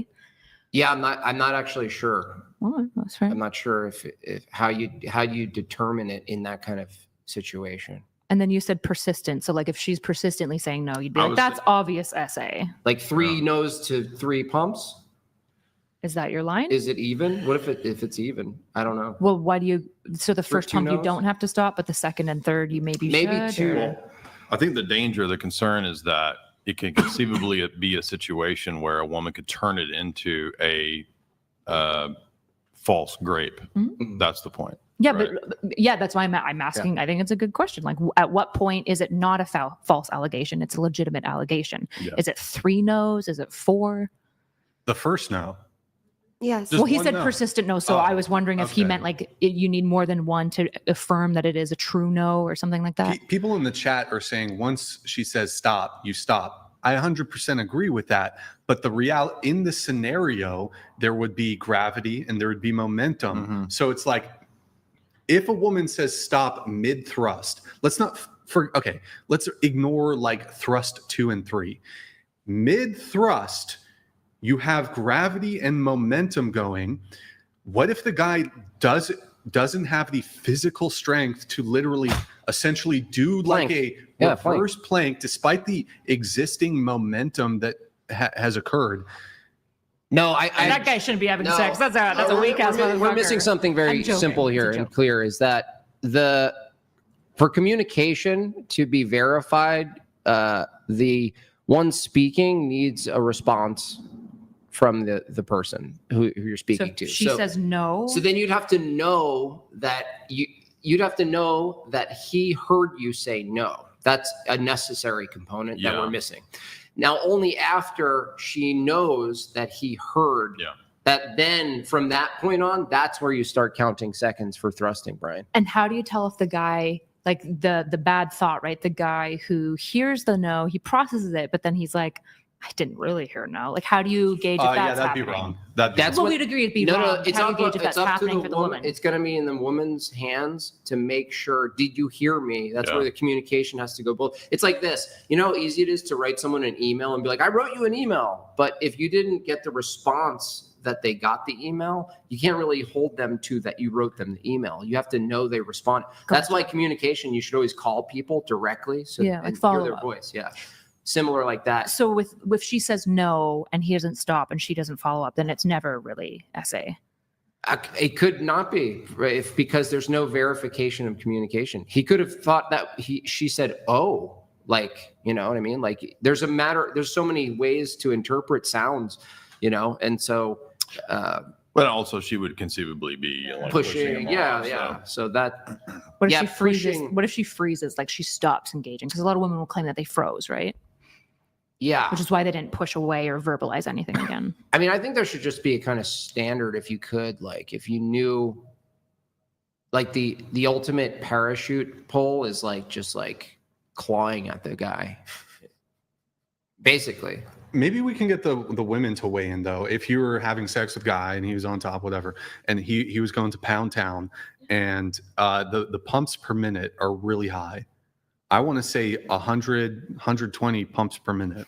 Wow. That's 2 pumps a second. And you love this guy. This guy's great. All, you know, the sex is consensual, whatever. But I don't know, maybe you're like in physical pain and you just say, oh, stop. And then like at 2 pumps happen. This is such a dumb question. I don't know. 2 pumps because of speed and momentum and gravity. Like you would be like, would you feel like that'd be okay, right? Yeah. Yes. 2 pumps. Yeah. I wouldn't consider that. I can't believe I'm having this conversation. 2 pumps, Kelly? I wouldn't consider that essay. You wouldn't consider it? Yeah. I'd feel like if he like stops within the first 2 seconds, he's in the clear. Okay, got it. Me personally, in my head. Because there's like processing time. What if he's like, you're processing too. But like, because chronologically though, like, couldn't you conceivably make a legal case of like, okay, chronologically you said stop. I don't know if they're going to be going off of pump counts. I think they're right. They'd have to call it something. There's got to be a metric. Yeah, but they're probably going to be looking more at like his reaction immediately to it. Like, is it clear that he heard it and did he aim to try to stop like in any human reasonable time? He stops within like two seconds. Right. Then I think most courts would probably feel fine with that, right? I think we've kind of already answered that. But like nobody in the court would be like, well, 1.5 pumps? No, the question is like, well, you got to ask in reverse, you got to say, what's the longest amount of time that's permitted for it to be considered stopping? I guess I would throw it back to you. I'm not really sure what longest. Because if 2 is, everyone agrees 2 is. I don't think anyone agreed 2 pumps specifically, right? But that's like about 2 seconds. 2 response seconds time. What about 7? 7 seconds? I'm gonna let some chats come through here. Alec Lewis, hey, be nice to my girl, Sophia. Donated Be nice to $30. Sophia. Sophia is literally an idiot and a 304. Be nice to Also, Sophia. Chair 2, I feel Oh, bad she for admits it. your Okay, husband. that's all good then. All right, good thing you're not married to me. All right. We have Realizer for this. Realizer Network donated $29.99. Yeah, thank you, man. To clarify, Yesterday Not So Bright said yesterday that she thought radical orthodoxy started in the 50s. That's a lie. It started in 1999 via one book by a guy named John Milbank. It's heresy. W.J. Dyer. Okay. Sons of Thank you for Liberty that. donated Thank you, Sons of Liberty. Appreciate it. $29.99. Hoping Trump suspends habeas corpus, finally round up and deport libs. America will heal overnight. This panel is full of degenerates. Never married women telling married men how relationships work. Oh, okay. Thank you for that, Jason Sons of Castle Liberty. Yo, donated Jason, $30. thank you, man. Mr. Pump, how many pumps does it take to be called a grapest? I think that's to you, Brian. It depends on the pumps per minute. Chor XD It's hard to donated $30. Chair 1, if you could snap your fingers and make all of your tattoos go away, would you do it? Knowing it might massively increase your chances of finding the man of your dreams. Absolutely. I've thought about this a lot. Do you still get tattoos done, or so? When's the last time you got a tattoo? Last year, and it Okay. was in commemoration of someone who passed. But When did you get the neck piece? 3 years ago. 3 I years think, ago. Yeah. Okay. What's the first one you would remove if you had the time and the money and the ability to withstand the pain of the laser? The visible ones for sure. Do you have any face tats? What does Small. What does that say? It says Noodles. yeah. No, this is imperial, and then it goes along with this one. It says forbidden fruit. Do you have any red flags? Just curious. Like, I have terrible bedhead. I don't know is what. that a sex act or something? I. Your hair. Yeah. Oh my God, I'm an idiot. Okay. Like, do you have BPD or anything like that? Bipolar? No. I am. No. Any BPDers at the table? Any BPD enjoyers? Borderline personality disorder? Bipolar? Anybody? Autistic. Spectrum disorder. I love that for you. Okay, we have Jay Nico here. Thank you, man. Nico04 donated $30.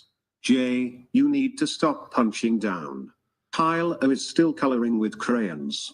Brian, what is this thing Kyla keeps holding over your head and threatening you with to keep you quiet? You know what? You That's simping crazy. bro? She's like the Diddy of the what did she do to of the you? red pill. She's got some dirt on. She's been blackmailing me You all heard night. about that Mexican man? There's more to the story. Okay. Yeah, no, she's got photographs, videos in a safe behind a portrait of Bill Clinton. Okay, we have Billy Bob here. Wait, did I already do this one? Billy Bob donated $30.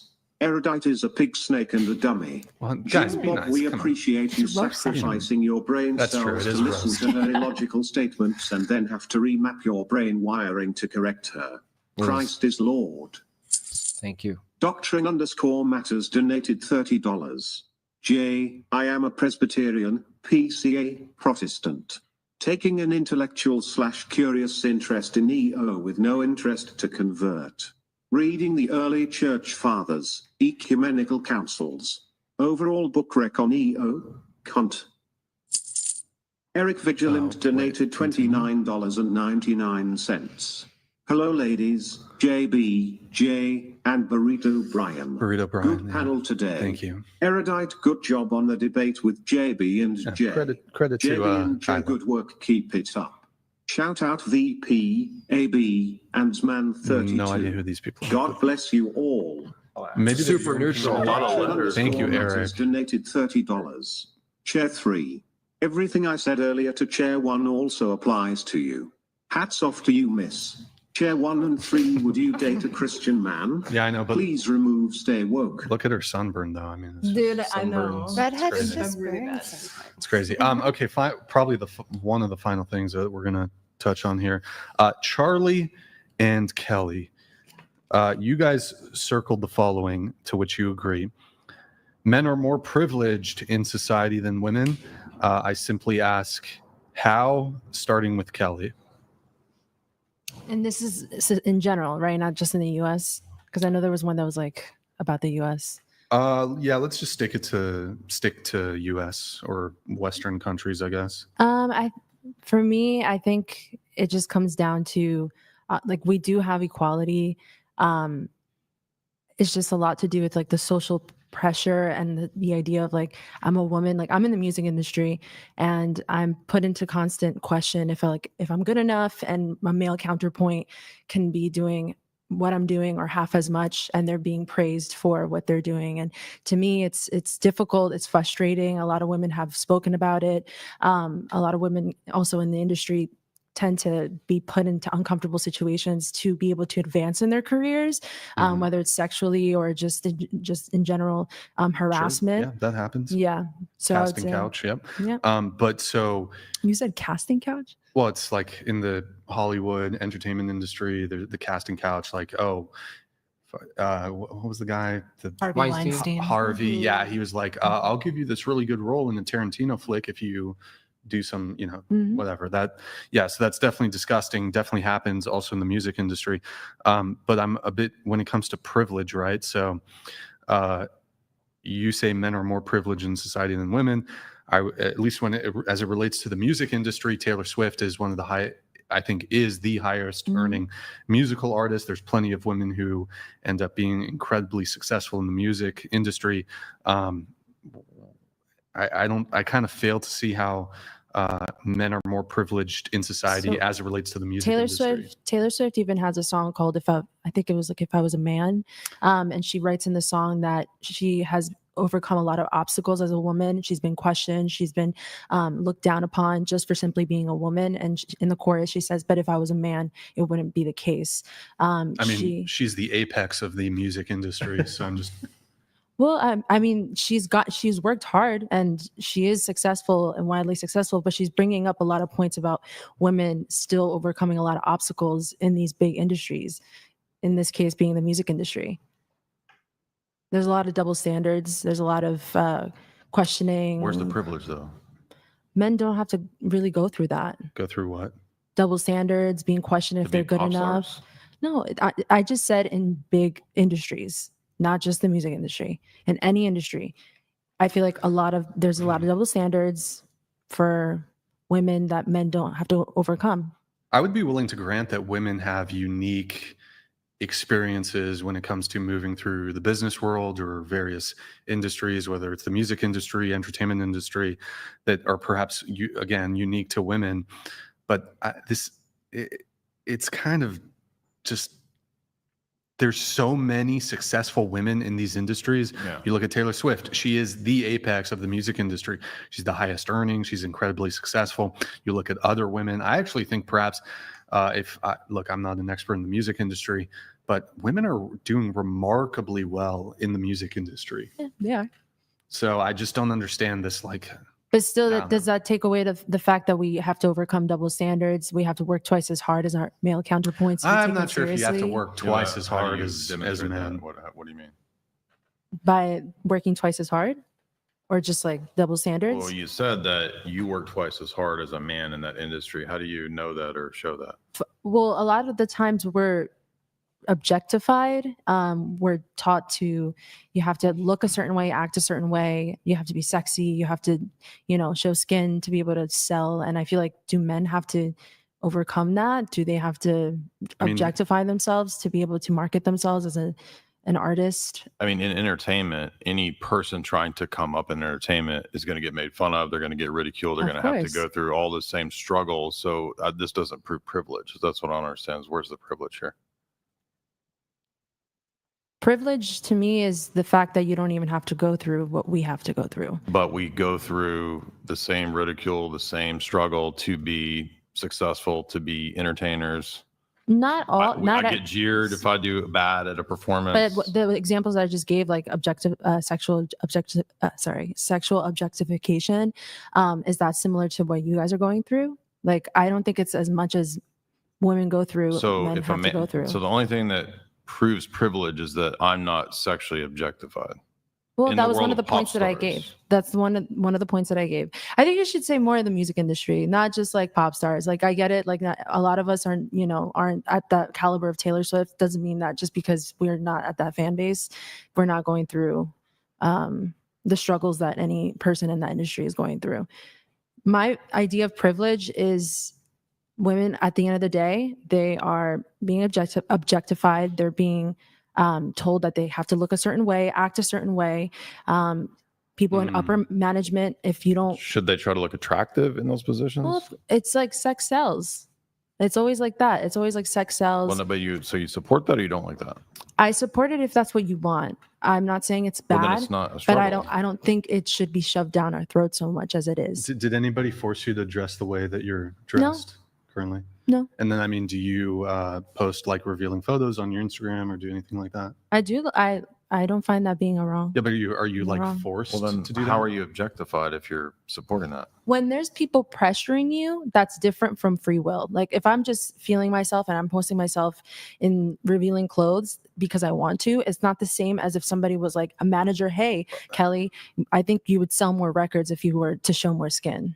But pressuring doesn't violate your free will. Your free will actually disproves like that pressuring can have an effect. Like pressuring can affect you, but your free will can actually overcome pressuring, right? Say that one more time. Sorry. Like you still have your free will to overcome pressuring, right? So you're saying there's a pressure in the industry that tells you to sell your sex, like sell your sexuality, show more skin. It's going to help you in the game, right? A lot of times we don't have choices. There's a documentary that just came out for Karol G. She's probably like the Taylor Swift version of the Hispanic. Who the fuck is that guy? Hispanic community. Karol G. Tylo? Karol G. Karol G. Wait, Karol really G. quick question. Are you signed to a record label or are you independent? Independent. So who is telling you to do the objectifying behaviors? So I'm not saying it's me. I see it in the community. I have gone through that, but I'm talking as a world, like more of a world. You're view. talking the zeitgeist. Well, I have the everyone that culture. at my network. I've heard it through the culture. So my wait, network. what about this? So there's a documentary that demonstrates what's happening. Okay, thank you. Yeah, so she she mentioned that when she first started off, she signed over with a manager that she was 16 at the time. He was probably around 50. Mm-hmm. He said to her, if you want, I have so many plans for you to become a pop star, but in order for that to happen, you have to be with me. I'm sexually attracted to you. And okay, well, that's a predator, but if that doesn't occur, then, your music industry is not going to happen. Okay. There's no yes or no to that. I don't think we dispute that these things absolutely do happen, especially in the entertainment and music industry. But wait, there's no yes or no to that? What do you mean by that? I feel like who's guiding this 16-year-old? She was alone. She moved alone to. I'm not denying that's predatory. Like that's disgusting. That's like someone literally seeking out a weaker person. But it brings into question, like, what is a 16-year-old doing in that scenario where, like, without like. You're like, who's the guiding? Like, if this industry is so horrific, it seems like you would want more guidance and oversight with situations like that. Of course. I mean, she was in a room alone. She could have told her parents. She decided not to. There's so many like gray areas, middle grounds. Some people just don't feel comfortable talking about that. She even said it in the documentary. She was like, I'm really uncomfortable even bringing this up because this could ruin numbers. And she doesn't want to risk it, But this thing also happens. There are plenty of especially boys who were like child actors who are victimized in just the same way in the entertainment industry. There's like countless and countless examples of men. And isn't there something going on with Justin Bieber right now? I don't know the details of it. Aren't they? Look, I don't know. But wasn't he like when he got into the industry, some stuff with Diddy? I don't know the details.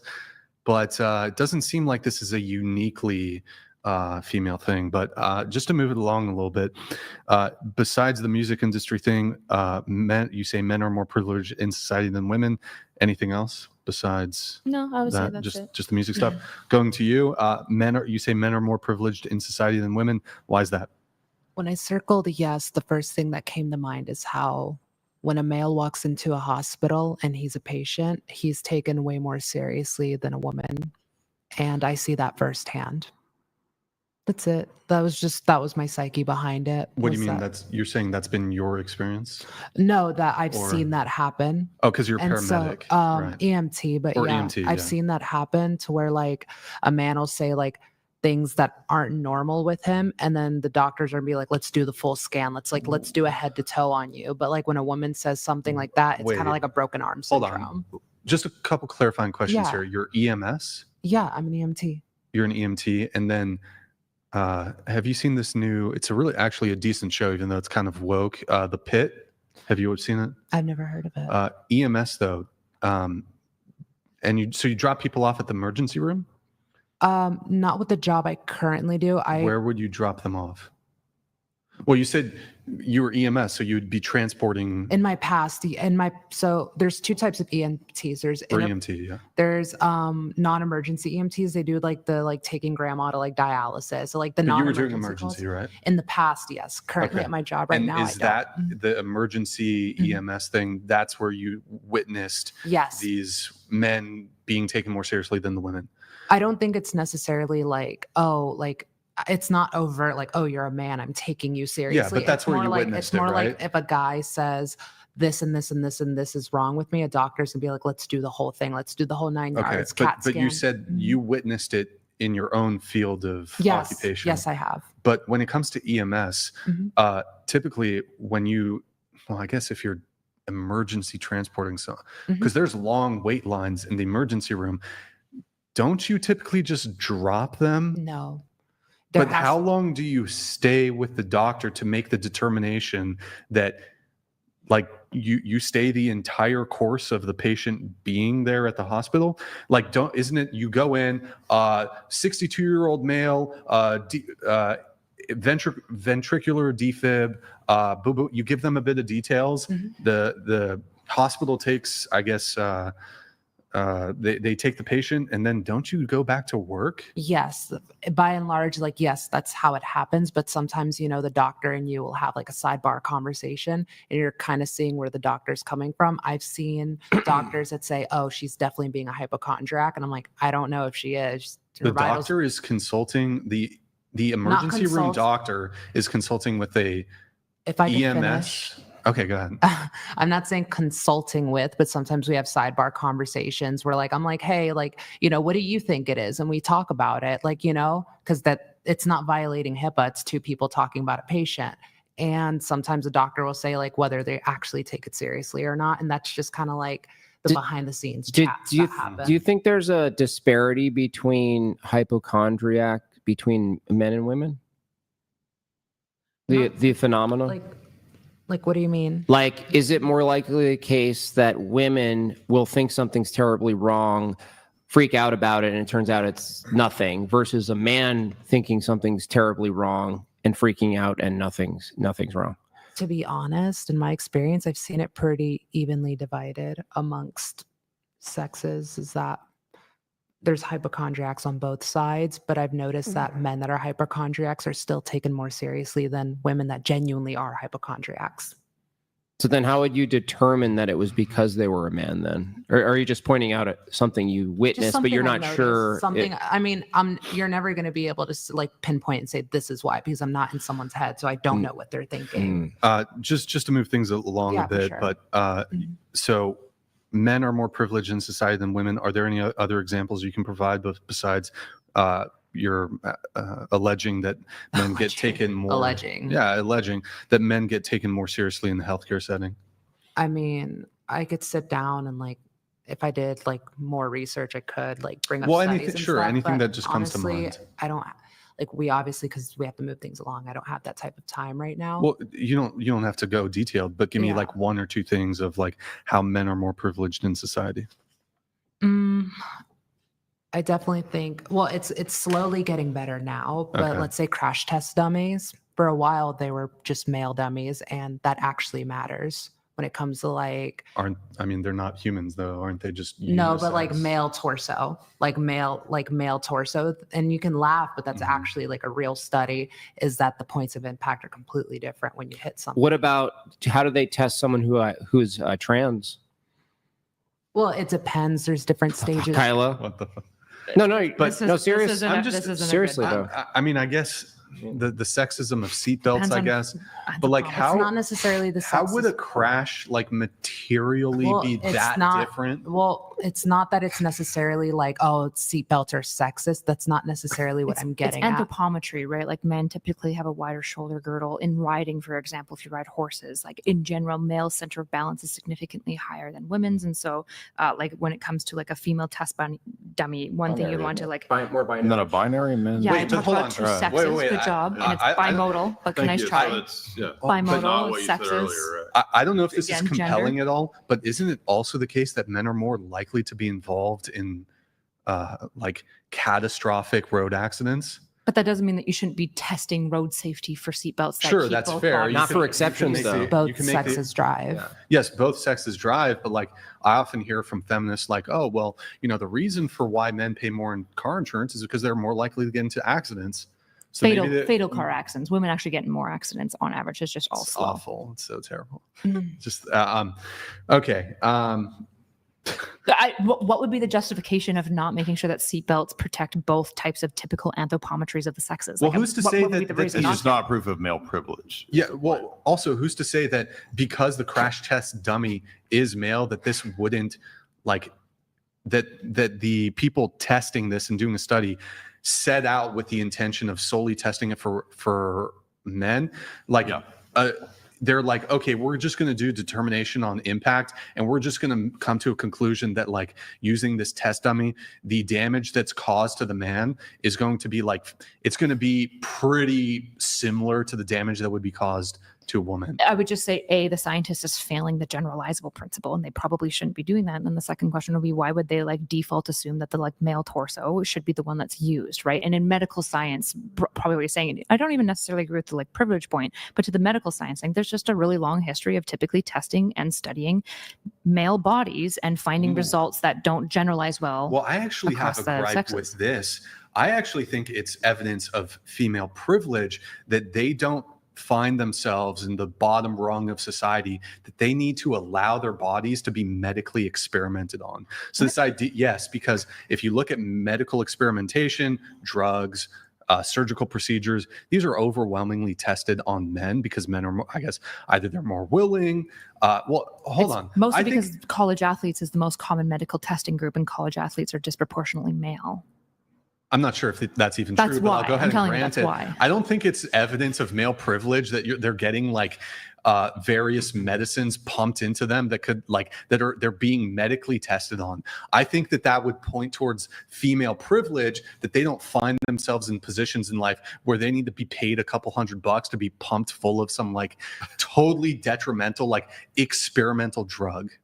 I don't know how it's male privilege to know what your symptoms of heart attack are, but not know what like a female's symptoms of heart Aren't attack they are. fairly comparable? They're not. This is actually a really big issue, is that when women have a heart attack, they often feel like they're having like gut indigestion, which is why a lot of females will be found dead on the toilet from a heart attack, whereas the common symptoms of like the pain radiating down the arm is significantly more common in males. Mm-hmm. Yeah, sure. I'll even grant that there's differences between this, but that still doesn't address the medical experimentation point where why is it that it's not experimentation, right? Like science is It serving the literally- population. do you- Figuring out how to help people with medical science Are is usually you good for trained that in individual. medicine? Because you talk a lot about subjects that I don't think you're actually. I'm pretty good competent at in. reading literature. I have a I mean, decent she understanding actually of it. was when she was mentioning the gut thing, and she was No, absolutely right. I'm on not that. asking if she's right about that point. I'm saying, do you have any medical training You don't need training in any sort of area to talk diagnose about it. people's I'm not situations? diagnosing Yes, you anyone. are. You're No. talking about. No, I'm You're talking about a heart study. attacks in men and women. I'm not diagnosing you with a heart attack. I'm telling you about an empirical study that was done on heart attacks. What between empirical men. study? I don't know the name of the study. Really? Did you read the study? Yep. Okay, on heart attacks between men and women. Yeah. This But is you like have an no, but you have established no phenomenon. I'm sure training you've in learned this this subject in matter. EMT I don't school. care. No, she's not going to help you Help me. because she's not. I mean, EMT has some medical training. But Just are get to you your dump. are you trained in medicine? And so you have a no. study that you claim you've read. Are you disputing what I'm saying? Do you want I to just dispute want what to I'm know saying? where you get the. I'm not the things- appealing to authority. I'm just citing a study. Wait a minute. No, actually, I'm not if you appealing think to my that proves your authority. case, it would be an appeal to an authority. Does it prove your case? I'm not medically trained, nor am I claiming to be. Do you think the appeal proves your case?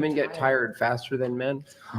Like That explains the Well- gender pay gap. Well, hold on. Wait, hold on. Like tired as in exhausted. Yeah, like bodily, like they can't keep their energy up as longer periods. of Wait, time. I don't think so. I have a comment on that. If you women, you see how lively all of us Women. are, on the male side here, Jimbob, Jay's got a second wind here. Yeah, You guys are making a really good case for why the pay gap exists. Yeah. So I'd recommend, we got maybe, I don't know, 20 minutes left or something. I'd recommend for the final 20 minutes of the show, you guys, chipper up a little bit. That way it doesn't Wait, so you guys think the pay gap optically- does exist? No. Oh, Not There's an- unjustified. there's- Not an unjustified. Freudian slip. There's an earnings it gap, does but then- exist, but it doesn't exist. Well, Wait, it exists if wait, it supports my wait, worldview. wait, Can you name a paper on it? Oh, or God. Is it Wait a another second. made-up one? wait, Which confirmation bias do I fall for? Kyla, I have to ask you because you're not your typical orthodox leftist, right? You're the more reasonable kind. Right? According to you, Do you- I suppose? I'm do not you still- describing myself that way? Do you still argue the wage gap thing?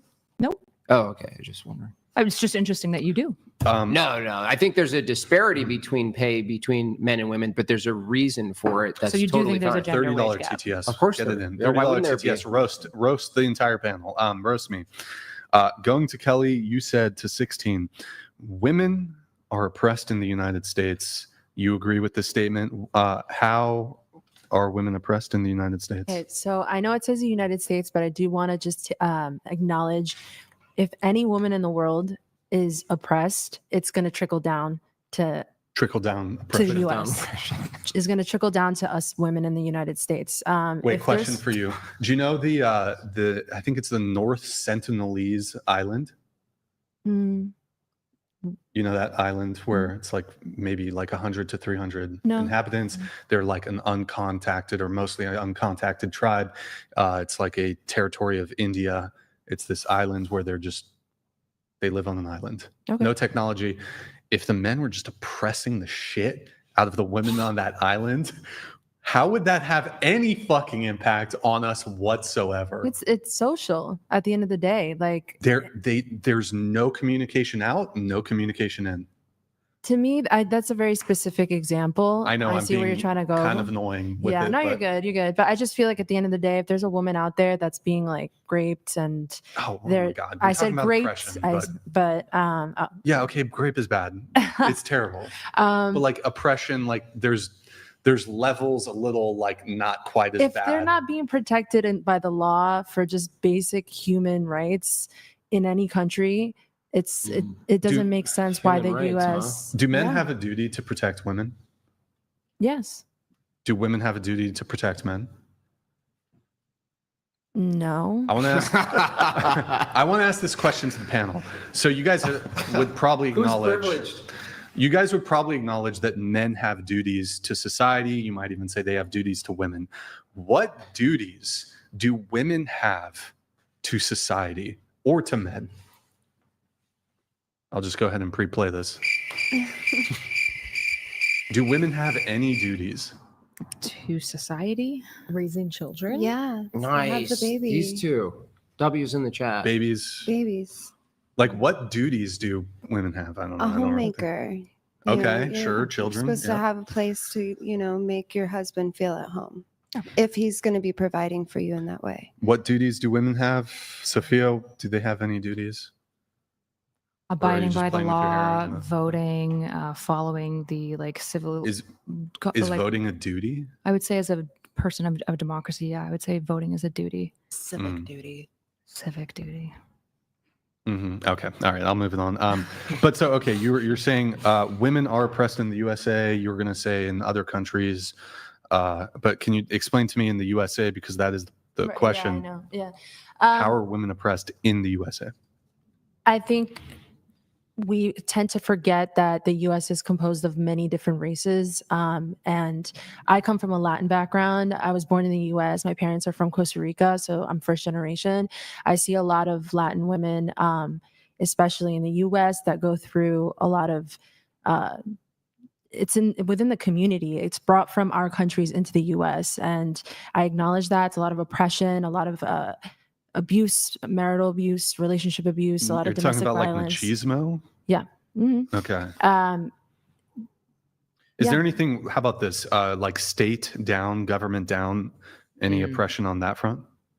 For the government. For okay. women? Like, are Um, women oppressed under law in any sort of way? Or Abortion is illegal in certain states, Sure. Okay. which I think it's a human right.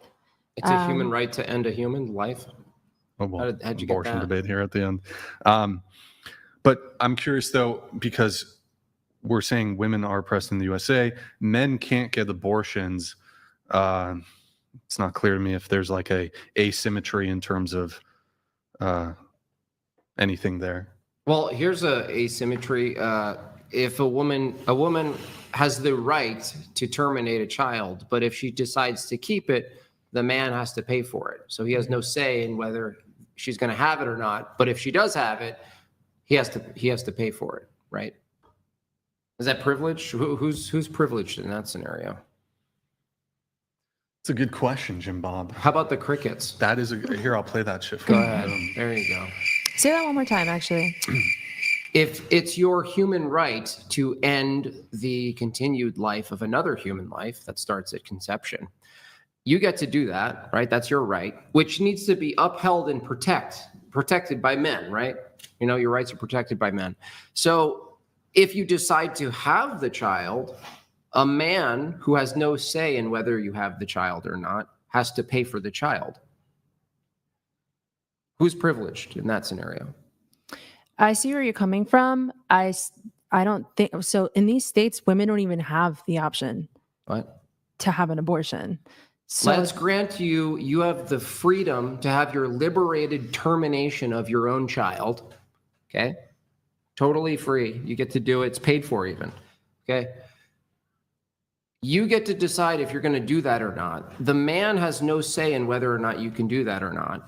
But you have a say in the man paying for it if you decide to keep it. at the end of the day, if you didn't use a condom and you wanted to have a kid, Wait, just to be clear. Wait, sorry, like just to be that's- clear. just take your no. It's just like it's the consequences to having unprotected So sex. the consequences for a man for not wearing a condom, right, is that he has to pay for your child. But there's no consequences for you having sex without a condom. Having a child, that's a huge burden. Yeah. Do you think that His people whole life. do you think that people should face the consequences of their actions in a society? Is that Yes, better? I've been saying yes to that. Yes, but also you can abort your child.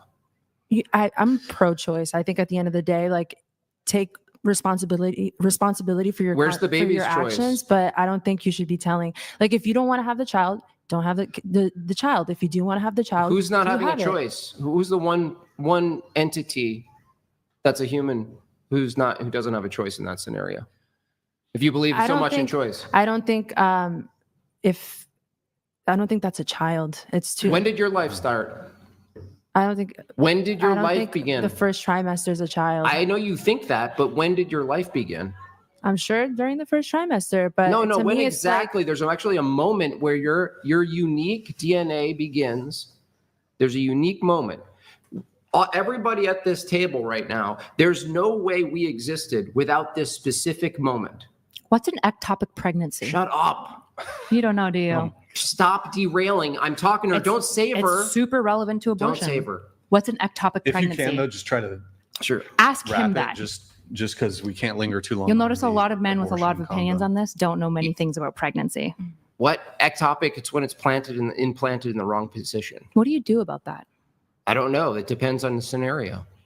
Do you have to kill the baby or? I'm not sure. You have to. An ectopic pregnancy is always unviable. Okay, so do you consider that an abortion or what? I'm asking you because you said Well, that you this have is to a kill it. derailing. I'm asking, the question is, when does the life begin?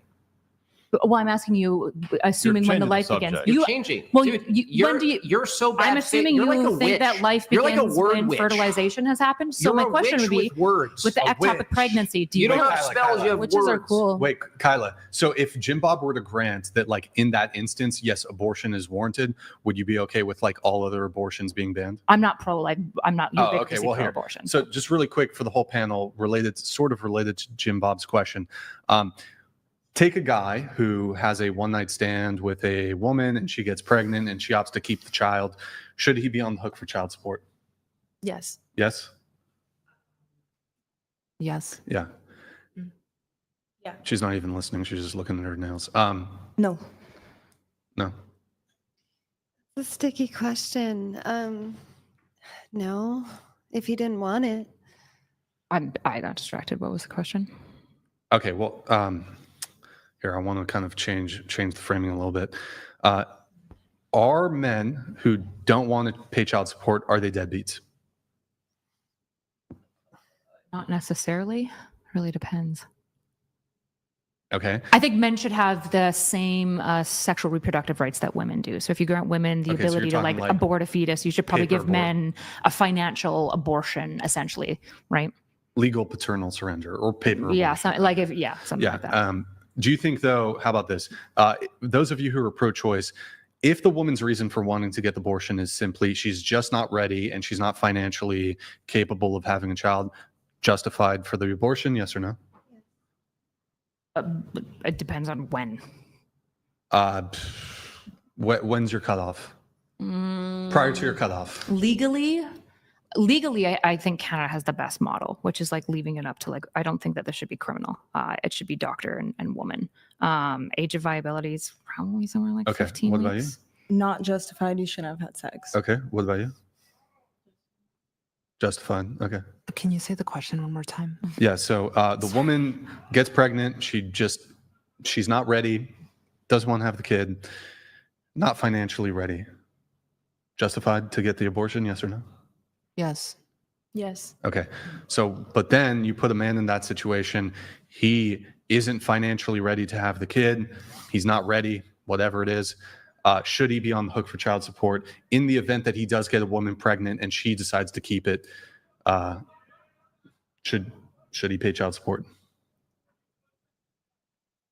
No. No. Like she said, well, like surrendering, like his legal, like. Just to be clear, in all 50 states, regardless of the circumstances, as a man, if you have a child, you can be on the hook for child support. Well, you are on the hook for child support, whether she seeks it or not. That's another conversation. I would still say he has to, yeah. He has to, okay. I'm going to say no after you put it that way. Okay. But my answer was Yeah. What about you? Okay. No. Well, it's just interesting to me because you were saying, well, the consequences for the guy when Jimbob was asking you about the child support situation. Well, you should have thought of that. Isn't this like, couldn't you? It's like a Bronze Age pro-life position. You should have just kept your legs closed. No, you should just taken the precautions. Right, Like closing your legs is the best precaution. But couldn't you literally make that safe same sex. argument No, towards women? Sorry. Couldn't you make that? Okay, you should have thought of the consequences before, as a woman, you got pregnant. It goes both ways. It's Right, not but- just one way. Right, but women can escape this by just getting an abortion. Right. Men have no escape route. Well, absent, I like, just agreed with murdering the you. woman, but I like- just agreed with you in your final question about if they can't afford it and they don't want the child, then no, they shouldn't be responsible for it. Okay, but earlier you were saying, well, they should have thought of that before. I still think they should have been taking the Sure. precautions. All right, I won't linger on that. And you shouldn't have taken the precautions? Both ways should have both. And what's the ultimate precaution? safe Not having sex? sex. No. Or not No having sex. sex. Yeah. Wait, That's why I stick to anal sex. what the fuck? That's crazy. That's not Okay. sex. Is that Ryan Reynolds? Apparently. Just can you clarify though? It was. Women are oppressed in the USA. Anything besides abortion? We're pressed for time, so. And we're good. Go ahead. Give us an example.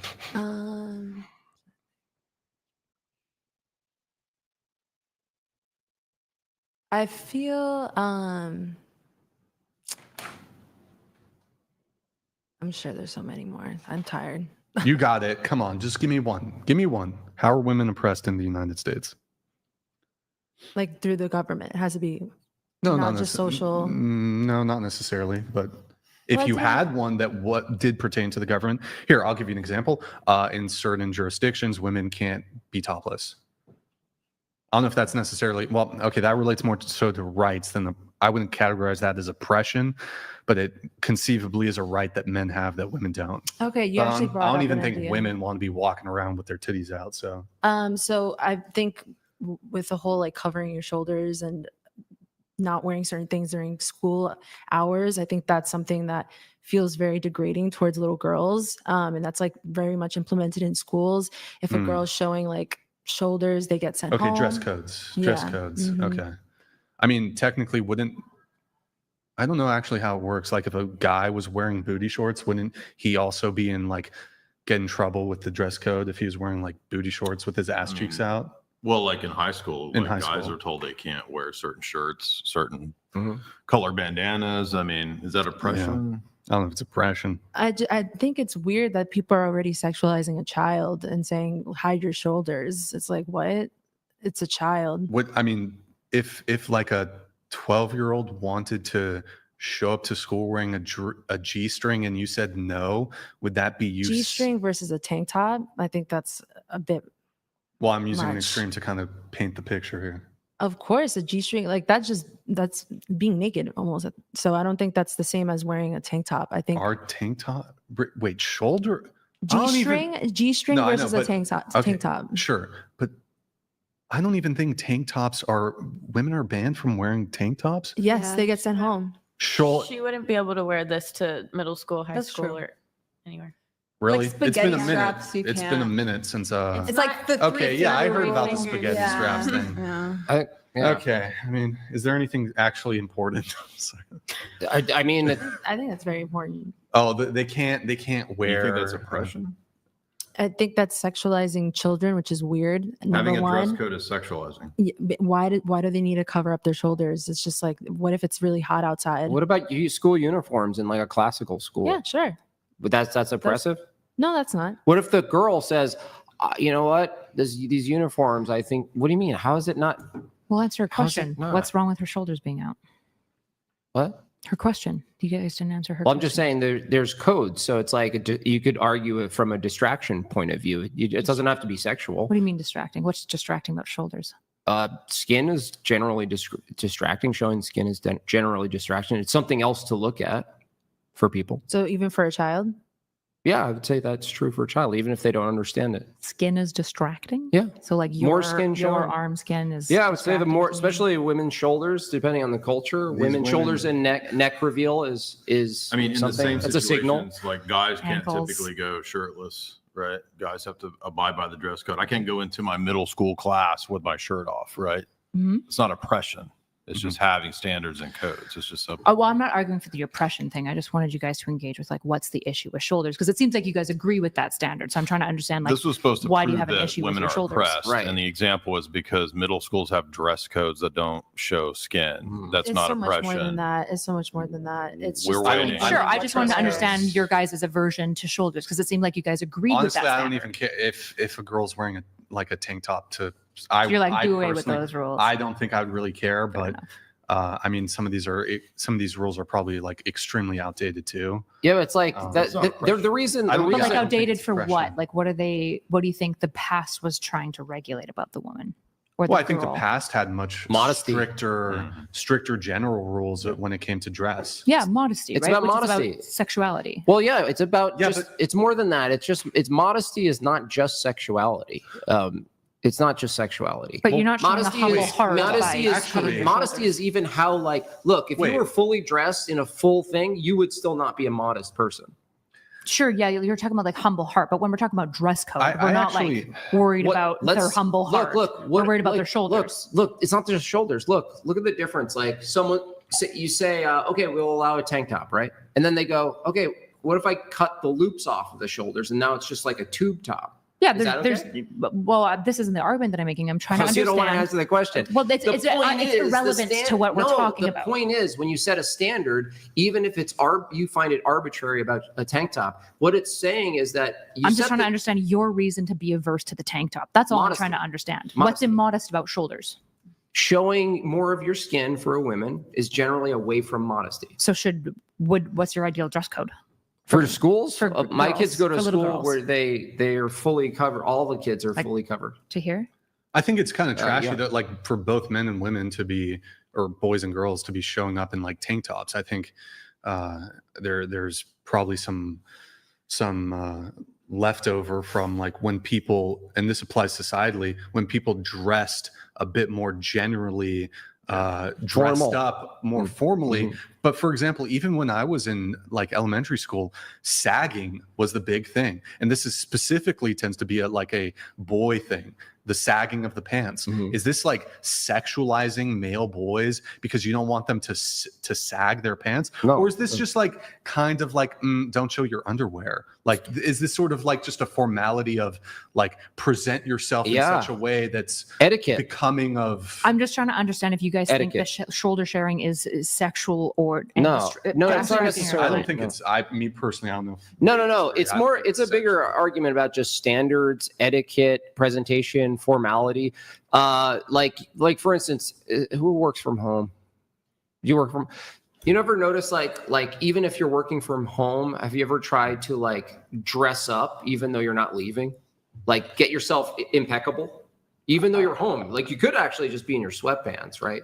But you actually get impeccable to work. Have you ever done that? I try to mostly look good for my husband to some degree. So no, there's not a like standard. that. I don't get ready. So you're asking, do I like try to dress up specifically for work to like put myself in the mentality for work? I'm assuming is what you're meaning. I think that's a decent environmental stimulus. That's not I would argue particularly like what I do, but with children, right? I guess what we're trying to get to is you guys were like, tank tops are bad. And I was just trying to understand why you're concerned about tank tops, because she was using the line, it's sexualizing children. You guys were saying, well, no, it's not. It's about something else. It sounds like it is about sexualizing children. It's not about sexualizing children. We just gave you a bunch of different ways of viewing that, but it has nothing to do with, by the way, what the topic is, which is whether or not that's oppressive to have standards of dress code in any place. I'm not engaging with really that. Quick on that, Rachel Wilson says spaghetti straps aren't about showing shoulders. It was about bra showing. They don't want your young girls having their bras hanging out in school. And this is similar to the sagging thing, right? I think it's similar to the sagging thing. They don't want the underwear showing. That would include the bra. They don't want boys like sagging their pants. It just looks stupid. What is so wrong about a bra? I'm confused. It's considered underwear. It's underwear. But it like sometimes it will come off. It will fall. There's And nothing do you fix wrong it? with Is this bad though? What? You guys, we all agreed that this would not be allowed in middle school. There's no Would bra it? showing. I don't know. No way. My personal taste. But there's no bra showing. I'm fine with it. But there's no bra showing. Well, because I'm the entire fine top with it. I half don't is really care. exposed. So, I mean, it's still like this level of, it's not necessarily the most modest thing. How It's is a not dress code oppression? That's what I don't understand. This is so. Socially, I feel like that's bringing down, it's sexualizing women. And How is modesty sexualizing them? It's the opposite. It's the opposite. Well, explain yourself. To have a modest dress code is the opposite of sexualizing them. Oh, I just think at the end of the day, like women should be able to dress a certain These way are children. without. They're not women. These are women- children. Well, I'm talking about in general. This is gonna go outside. So if This the is not children just- want it's to- not. It's in the workforce. It's in the not just in schools. This is like multiple. You should be able to wear situations. whatever you want at any job you're at. No, I think it should just be. You should be able to not feel uncomfortable to show shoulders. Like, I think that's just ridiculous. I think the way you dress doesn't identify what you're looking for, who you are. I think it's a form of self-expression. I think it does. It's a form of self-expression to me. I'm an artist, and that's a lot of the ways that we express ourselves is through our Wait, clothes. didn't you have this big gripe and grievance about how like the music industry sexualizes women, but here And you are did you forget sexualizing that I yourself? said that if I wanted to post myself revealing, it's free will. I wanted to do that. Wait, so it's simultaneously, this is Schrodinger's feminism. You're simultaneously oppressed, but also this is like a It's artistic liberation. creative expression. For me, the biggest point I was trying to make about the middle school or elementary school or high school was because they're children, they're minors. It just doesn't, to me, it feels uncomfortable. That's why I brought it up as like, it's a form of But there's, oppression. men shouldn't sag their pants, or excuse me, boys shouldn't sag their pants. I mean, there's dress codes that go both ways. I do have to move it on. To Charlie, you say women do not have equal rights to men in the United States. What rights do men have that women don't? Honestly, I'm tired. I'm just gonna pass. Suck it up. Suck it up. Come on, military here. Bro, this is This is why women should not be in the military then, because tired. just suck it up. Suck it up. You've never served a day in your life. So You're just right. Be quiet. You're absolutely right. But like, come on, bro. You're gonna be like deployed. And, we've been talking for 7 hours, and I just can't. Look, yeah, this podcast is analogous to military service. It actually his point is that she should definitely if she can't handle this, how are you going to be handled? She's here as like a volunteer for your show. It's fair enough for her to opt out. Are you like whereas the in whitest knight military ever? Service, You should wear a cape to this. This is actually the final thing, by the way. This is like the final I'm the thing final I'd like boss. to touch I'm very No, spooky. What's this the is the question again? What's this the is right? the final thing from the questionnaire. Then I'm just pretty much done with it. And we're gonna we'll do the chats. Then we're gonna wrap. What's the question? You agreed with the following statement: women do not have equal rights to men in the USA. What rights do men have that women don't? I mean, we've already talked about it time and time again. Well, But the first thing that then- came to mind when I circled it was abortion. But We've how would already this be? beaten Men don't have How would this abortions? relate to equal rights? Because men don't have any reproductive rights. So how would this be like a differential or inequality, but in terms of a comparison between men and women? I misunderstood the question. Okay, so is it just abortion? There's nothing else. I'm sure there's more. Well, okay, what are because we already talked about abortion. What are the other things that, when it comes to rights, that men have that women don't? And just move on. You didn't get drafted, did you, by chance? No. Well, What? I think the draft isn't like that. Isn't like what? Like, Instance that's geared toward men and not women. yes, It's not like that. it's not. I mean, Really? No, I mean, I'm saying that I'm not in the draft I know because you're a woman. because I enlisted. I know. I know. But As you an can't. 18-year-old. But you can't be drafted, right? No, But men can, right?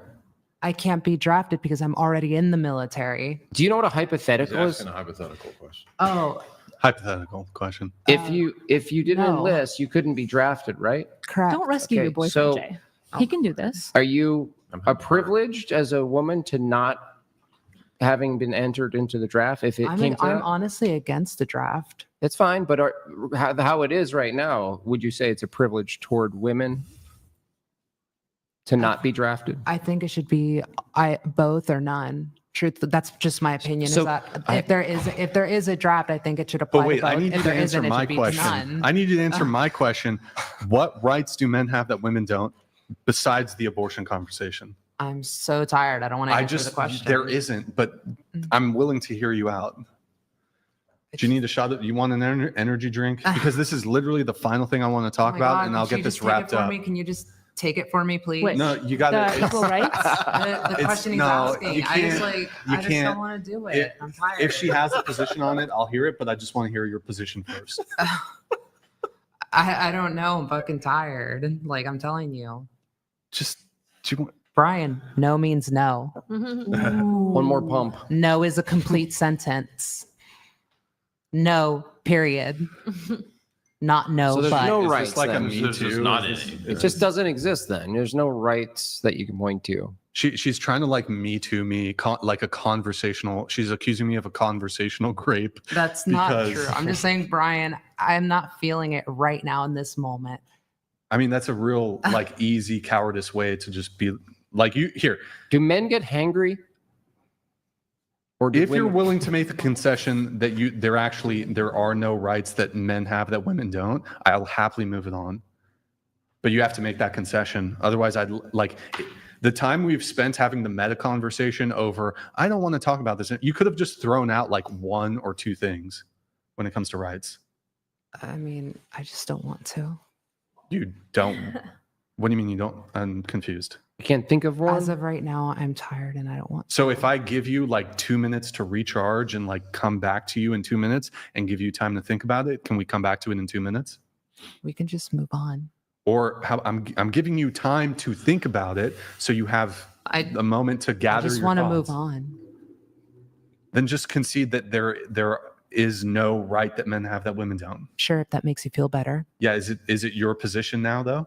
If that makes you feel better, It's then not. yes. It's not whether it makes me feel better or not. I just said if it makes you feel happy, then yes. It neither makes me feel unhappy or happy. Just, do you want to provide one example? No. Just to be clear. So I if just your said goal, no. if your goal is like, let's get out of here sooner, I think it'd be easier for you to just answer the question. Lord, Give me Brian, one. why are you doing give this? Give me just one. That's it. Just one. The feminism is just, it's not working. No, You're like, when did fuck. I ever call myself a feminist, You're a once in feminist. this entire thing? You're a when did I feminist. say the word feminist? Are you against the patriarchy? Bro, I barely know what the fuck that means. Like, come on, man. Just move on. Are you against like males predominating in leadership? Like, what do you mean, I guess? Like, in government? Yes. Are you against males predominating in leadership positions in government and If you get elected, corporations if and you the get military? elected, you get elected. Like, if you get Elected? elected, sorry, The fuck if is you that? get elected, Is you that get a sex elected. act? Oh my god. Elected. Okay. If you get elected, you get elected. Who cares? Give me one, please. Give me one right that men One have that so that women you don't. can pwn Yes. me, like, so you can pwn me. Like, do you just want that clickbait? Like, you can pwn me. I don't care. Tell you what, I'll even do this. I won't even debate you on it. I won't even debate you. I won't even try to pwn you. God. I just want to hear it, and then I promise I'll move on. What is a right that men have that women don't? I will not even argue with it, even if I disagree.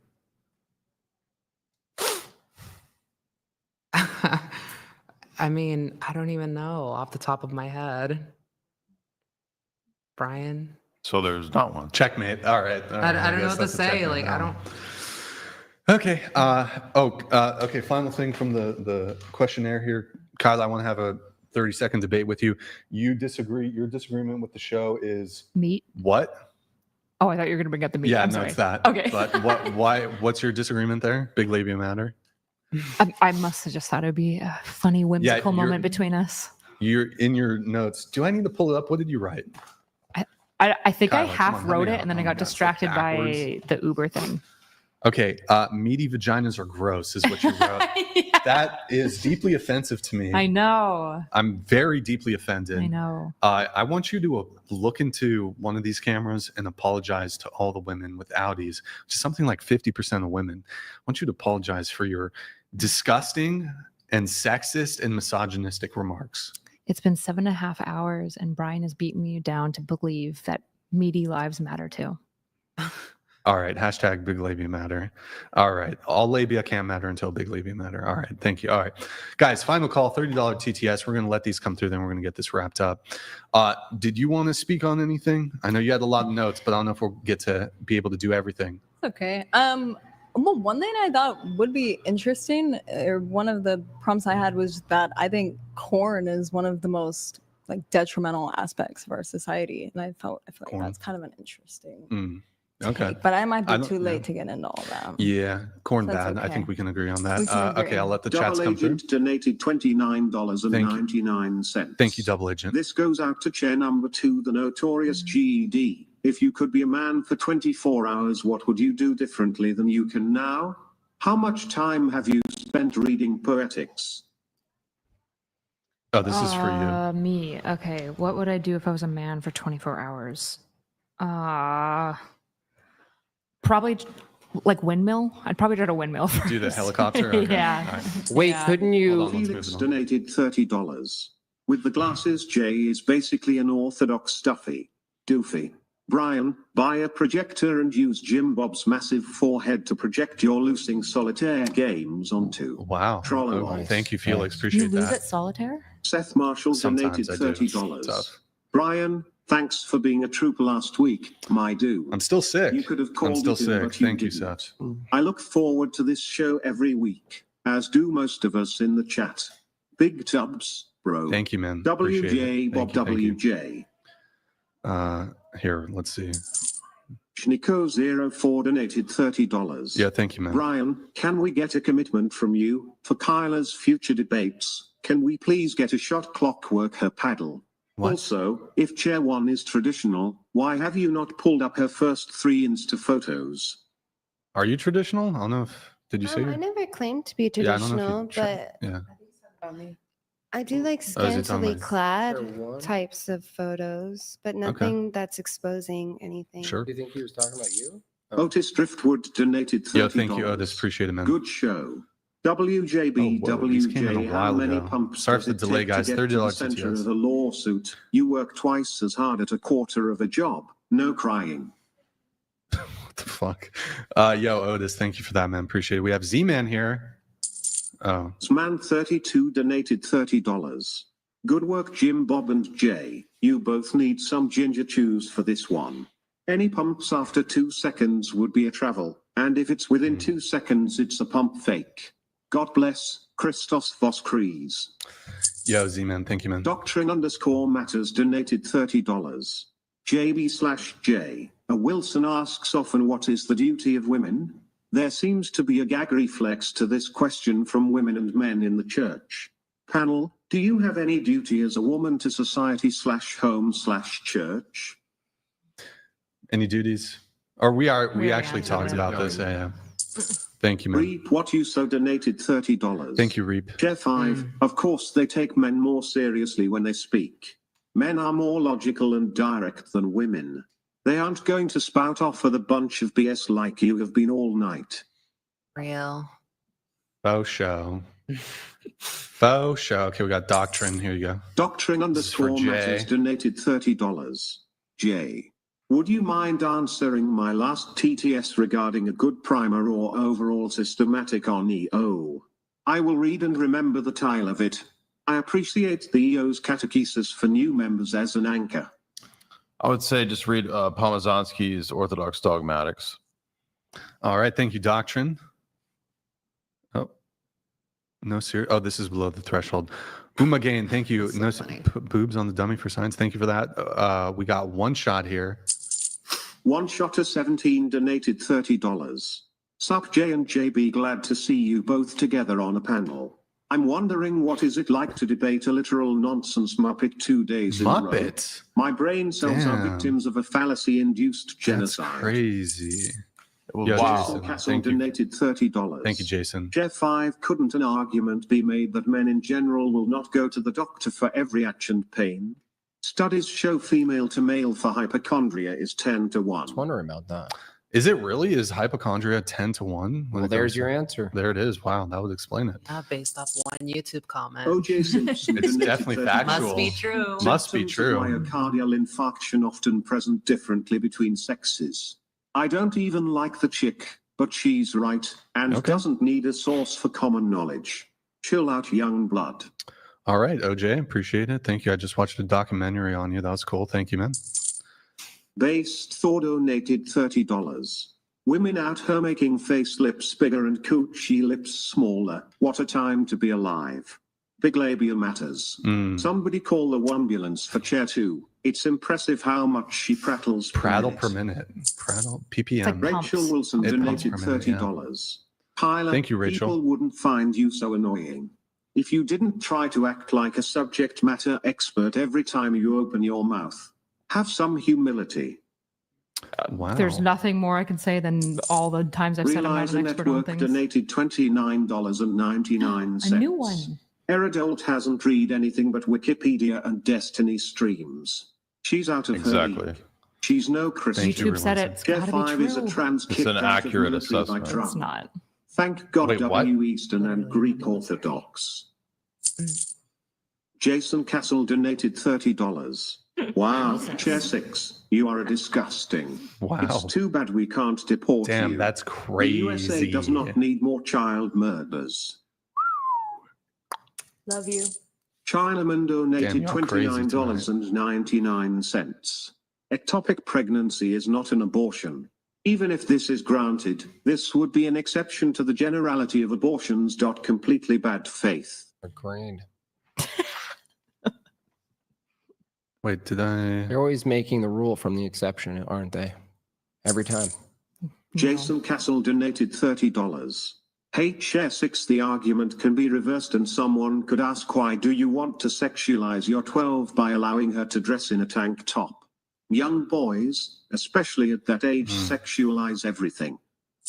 Thank you, Jason. Jacob Joseph donated $30. Thank you, Jacob. Chair 5, the Department of Education operates no schools and educates no children. The fact that you thought it did is the very reason why it must be abolished. Real. Below the Threshold, Desert Joe hung up about the tank tops, spending 30 minutes arguing. Thank you, man. Justin Martins donated $30. Chair 6, if you're showing more skin, even if it's for yourself, you're creating an expectation in your industry for other women as well due to natural competition. I would disagree with that. She disagrees. Argument defeated. I disagree. Do we have time for me to answer you him want to fully? respond? As you want, yeah. 118 donated $30.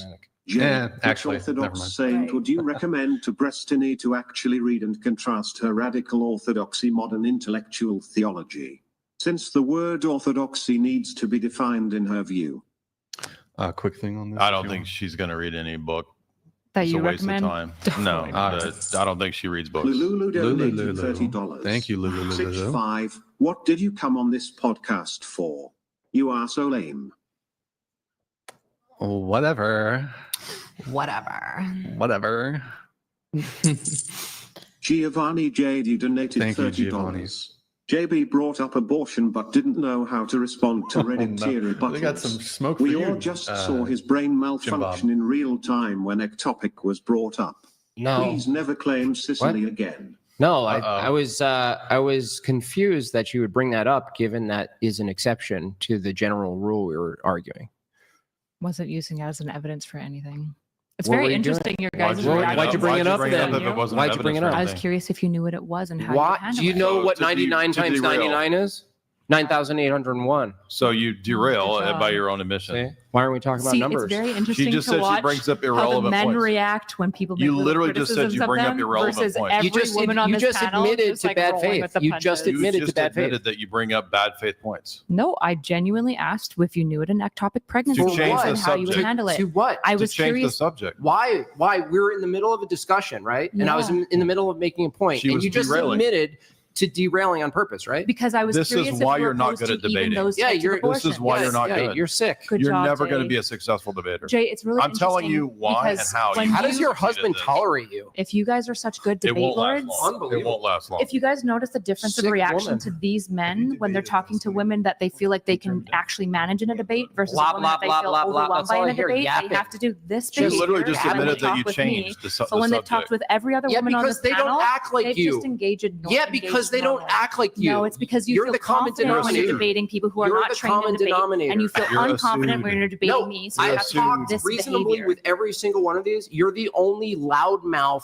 babbler. Because you're a Oh, suit. shit. You're a Shut suit. your mouth. I thought I was a debater. No, you're a No, babbler. Only in your But you head. said that you got to treat me different on this panel very initially. We because give you I'm a back your debater. In fact, you energy. said that Your bad faith. Brian said that there was an You exceptional admitted rule that you for You just derailed. me. admitted your bad faith. So see, again, when Again, here's Liar. when meta. these men Yep. are This confronted, podcast is You're evidence such a nonsense machine. of female oppression, that's female true. oppression, and women not having rights. especially of I white say women. again, like I said yesterday, she is the best example of why feminism is a disaster. So keep debating and arguing. Jay's a really good keep example debating and arguing. as why older men have to bully women to try to get their way because you're increasingly less salient to Nobody to young bullied you. women. You made a fool of yourself. Your behavior this entire time has been nothing but childish. Asking you The reality is questions? that when you engage with people that you feel like you can dunk on by just granting their norms, you'll just talk to them in No, good you faith, act like you an have with all of expert the and women. you're a retard. However, when you You engage act with like an somebody, expert as admittedly and you by can't you, tell you the that can't you tell the won't- basics. that you can't debate against, You're you not just an default to expert in being all of bad these faith. fields. Part And when of you being talk to an bad actual faith expert, they is make not you look granting me dumb. norms that you and I both agree on as a tactical I don't debate advantage that way, to try dummy. to win in a debate. I don't debate You're that way. definitionally shit. being bad faith with me in all Not ways granting you because things By is not bad granting faith? you the yes, debate, it's if bad you faith. agree Yes, on a she norm, says yes.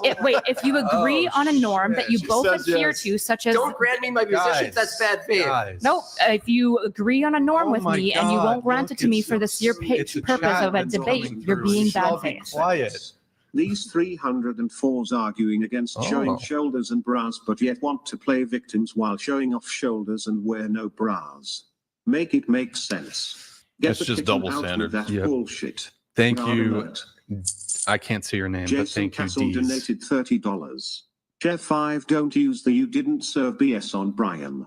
You're a pog and anyone What's could do a bog's What's a job. pog? A pogue is basically like Pogue? in military sense. It's like when they're like, oh, you're just like HR. You're not a real soldier. But it's like a lot of people will say that to even jobs like mine where I like I've fired cannons, and it's like, okay, like it's like they basically say that to anybody that's not infantry.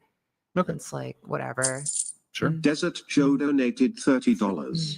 Wow, you are so hung up about We've seen tank this tops one. for 12-year-olds. Spending 30 minutes arguing school dress codes. This convo proves women are not oppressed in the US. Stop victimizing yourselves. Bloody Boy donated $30. NSC, I've never heard anyone who talks as much as you but really says nothing. Your words hold no weight. We know you're not bulking, you're just a hippo. WJ. What the fuck? WJB. That's crazy. Thank you, Bloody Boy. You know I you're guess. really smart when you go for low hanging fruit. Are you saying you're low hanging fruit? I'm saying making fat jokes about me since I'm saying fat jokes are obviously low hanging Arms fruit. right against fetus. Any prego could cause fatality. Constitutional right. Second Amendment, bare arms right against fetus. Thank you, Jesse, Big Pumps for the Matter message. donated Big pumps $29.99. matter? What the fuck? Brian, I'm getting a group session together and seeing if you want to join. Was this If like so, a you World of need a gear Warcraft thing? score of at least 7, have a decent That's PPM, interesting. and send your achievements for the Mythic Aid. Demon Slayer, I cannot pull up your message, but I can't pull up your message, bro, but it has I shouldn't even say. Okay, sorry. Demon Slayer, I can't pull it up. I'm sorry. YouTube TOS. Jason Castle donated $30. Chair 5 Bog, personnel other than Grunt. Which I The job of a POG is to support the infantry, the war fighters, which I am. Shit. You're right. Artillery, so not important for war. Jason Cassell. Boo artillery. I don't know. Good talk. We have Lulu. Lulu donated $30. Thank you, Lulu. We all watched Chair to derail the conversation with a random question when nobody was talking to her. Now she's just refusing to admit she did it lol. Why are your glasses on? Why are your Jay, glasses I've got a question for you. What's your favorite movie? Favorite film? The Godfather. Godfather. Okay. Yeah. Trilogy. Got it. What's your top 3? Movies? Yeah. Godfather, Lord of the Rings, and probably the original Star Wars. Original Star Wars. Yeah, Okay. only. Got it. Oh, we got a chat here from Z-Man. Man Guys, last 32 call. We're going to get this donated wrapped. Last call if you want to get one in. Destiny, you Final said call low-hanging on fruit. chats. Like you know the least bit about fruit. Fruit. Good one. I've never seen an apple in my life. You spent $30 to say that. Wait, That's related to crazy. fruits. Has anybody here not had like kind of basic fruits? Like has anybody here never had a strawberry or a pineapple, peach, mango? I've encountered in the recent years, I've encountered some women that haven't had certain fruits. And I get this warm feeling inside, and I'm like, I want to introduce you. I want to be your gateway to some fucking bomb mango. Like, that just makes me happy if a girl's never had. It's not that I'm happy that she hasn't had it, but it makes me happy that I can hook her up. I'll put her on some game. Oh, you've never had strawberries before? Check this shit out. I'm gonna put you on Boom. that strawberry game.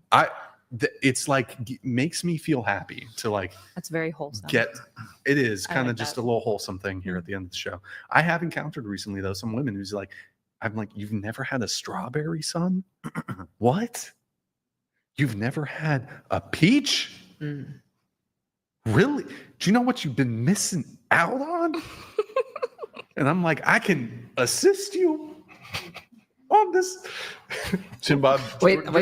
How many people have you met that haven't had a basic fruit? I've met 2 girls who have not had like certain, no mango, hasn't had like the stone fruits, so like apricot, peach, nectarine, hasn't had any of those, never had a watermelon.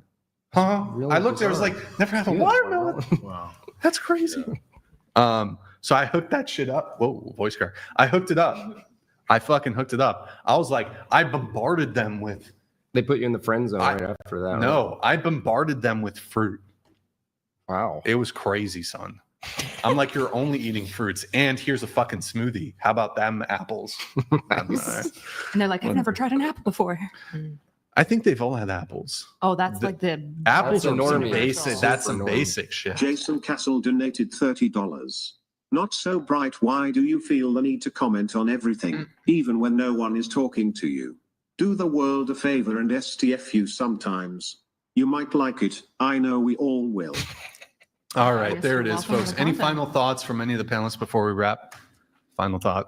Speak now, forever hold your peace. Mary, can you crack the door? It's getting a little stuffy in here. Crack the door. Okay, I'd like to end the show by saying if we can't use this moment as an opportunity to give you, Sophia, a call to action. Would you consider stopping sex work entirely tonight, right now, on the Whatever podcast? For what? Your soul. No. Okay, I tried. So, all right, GG, well played. Hold on. Well played. Well played. Last call. Hit the like button, please, on your way out. Quick little shout out here. Can you pull up the Twitch really quick? Guys, if you enjoyed the stream, really quick, just open up a Twitch, twitch.tv/whatever. Drop us a follow and a Prime sub if you have one. There it is. Guys, drop us a Prime sub if you have one. Check if you have a Prime sub available. Amazon Prime. Link it to your Twitch, stroking out here. Drop us a follow on the Prime sub. Also join our Discord, discord.gg/whatever. Buy some merch, shop.whatever.com. If you enjoyed the stream, also kindly like the video. Oh, Venmo, Cash App, Whatever Pod. Let me do a couple shout outs. David, thank for the 22. Chad, thank for the 10. Laura, thank for the 3. Laura, thank for the 25. Ashley, thank for the 10 on Cash App and Venmo. Appreciate that, guys. Like the video, please, on your way out here. And let me just double check.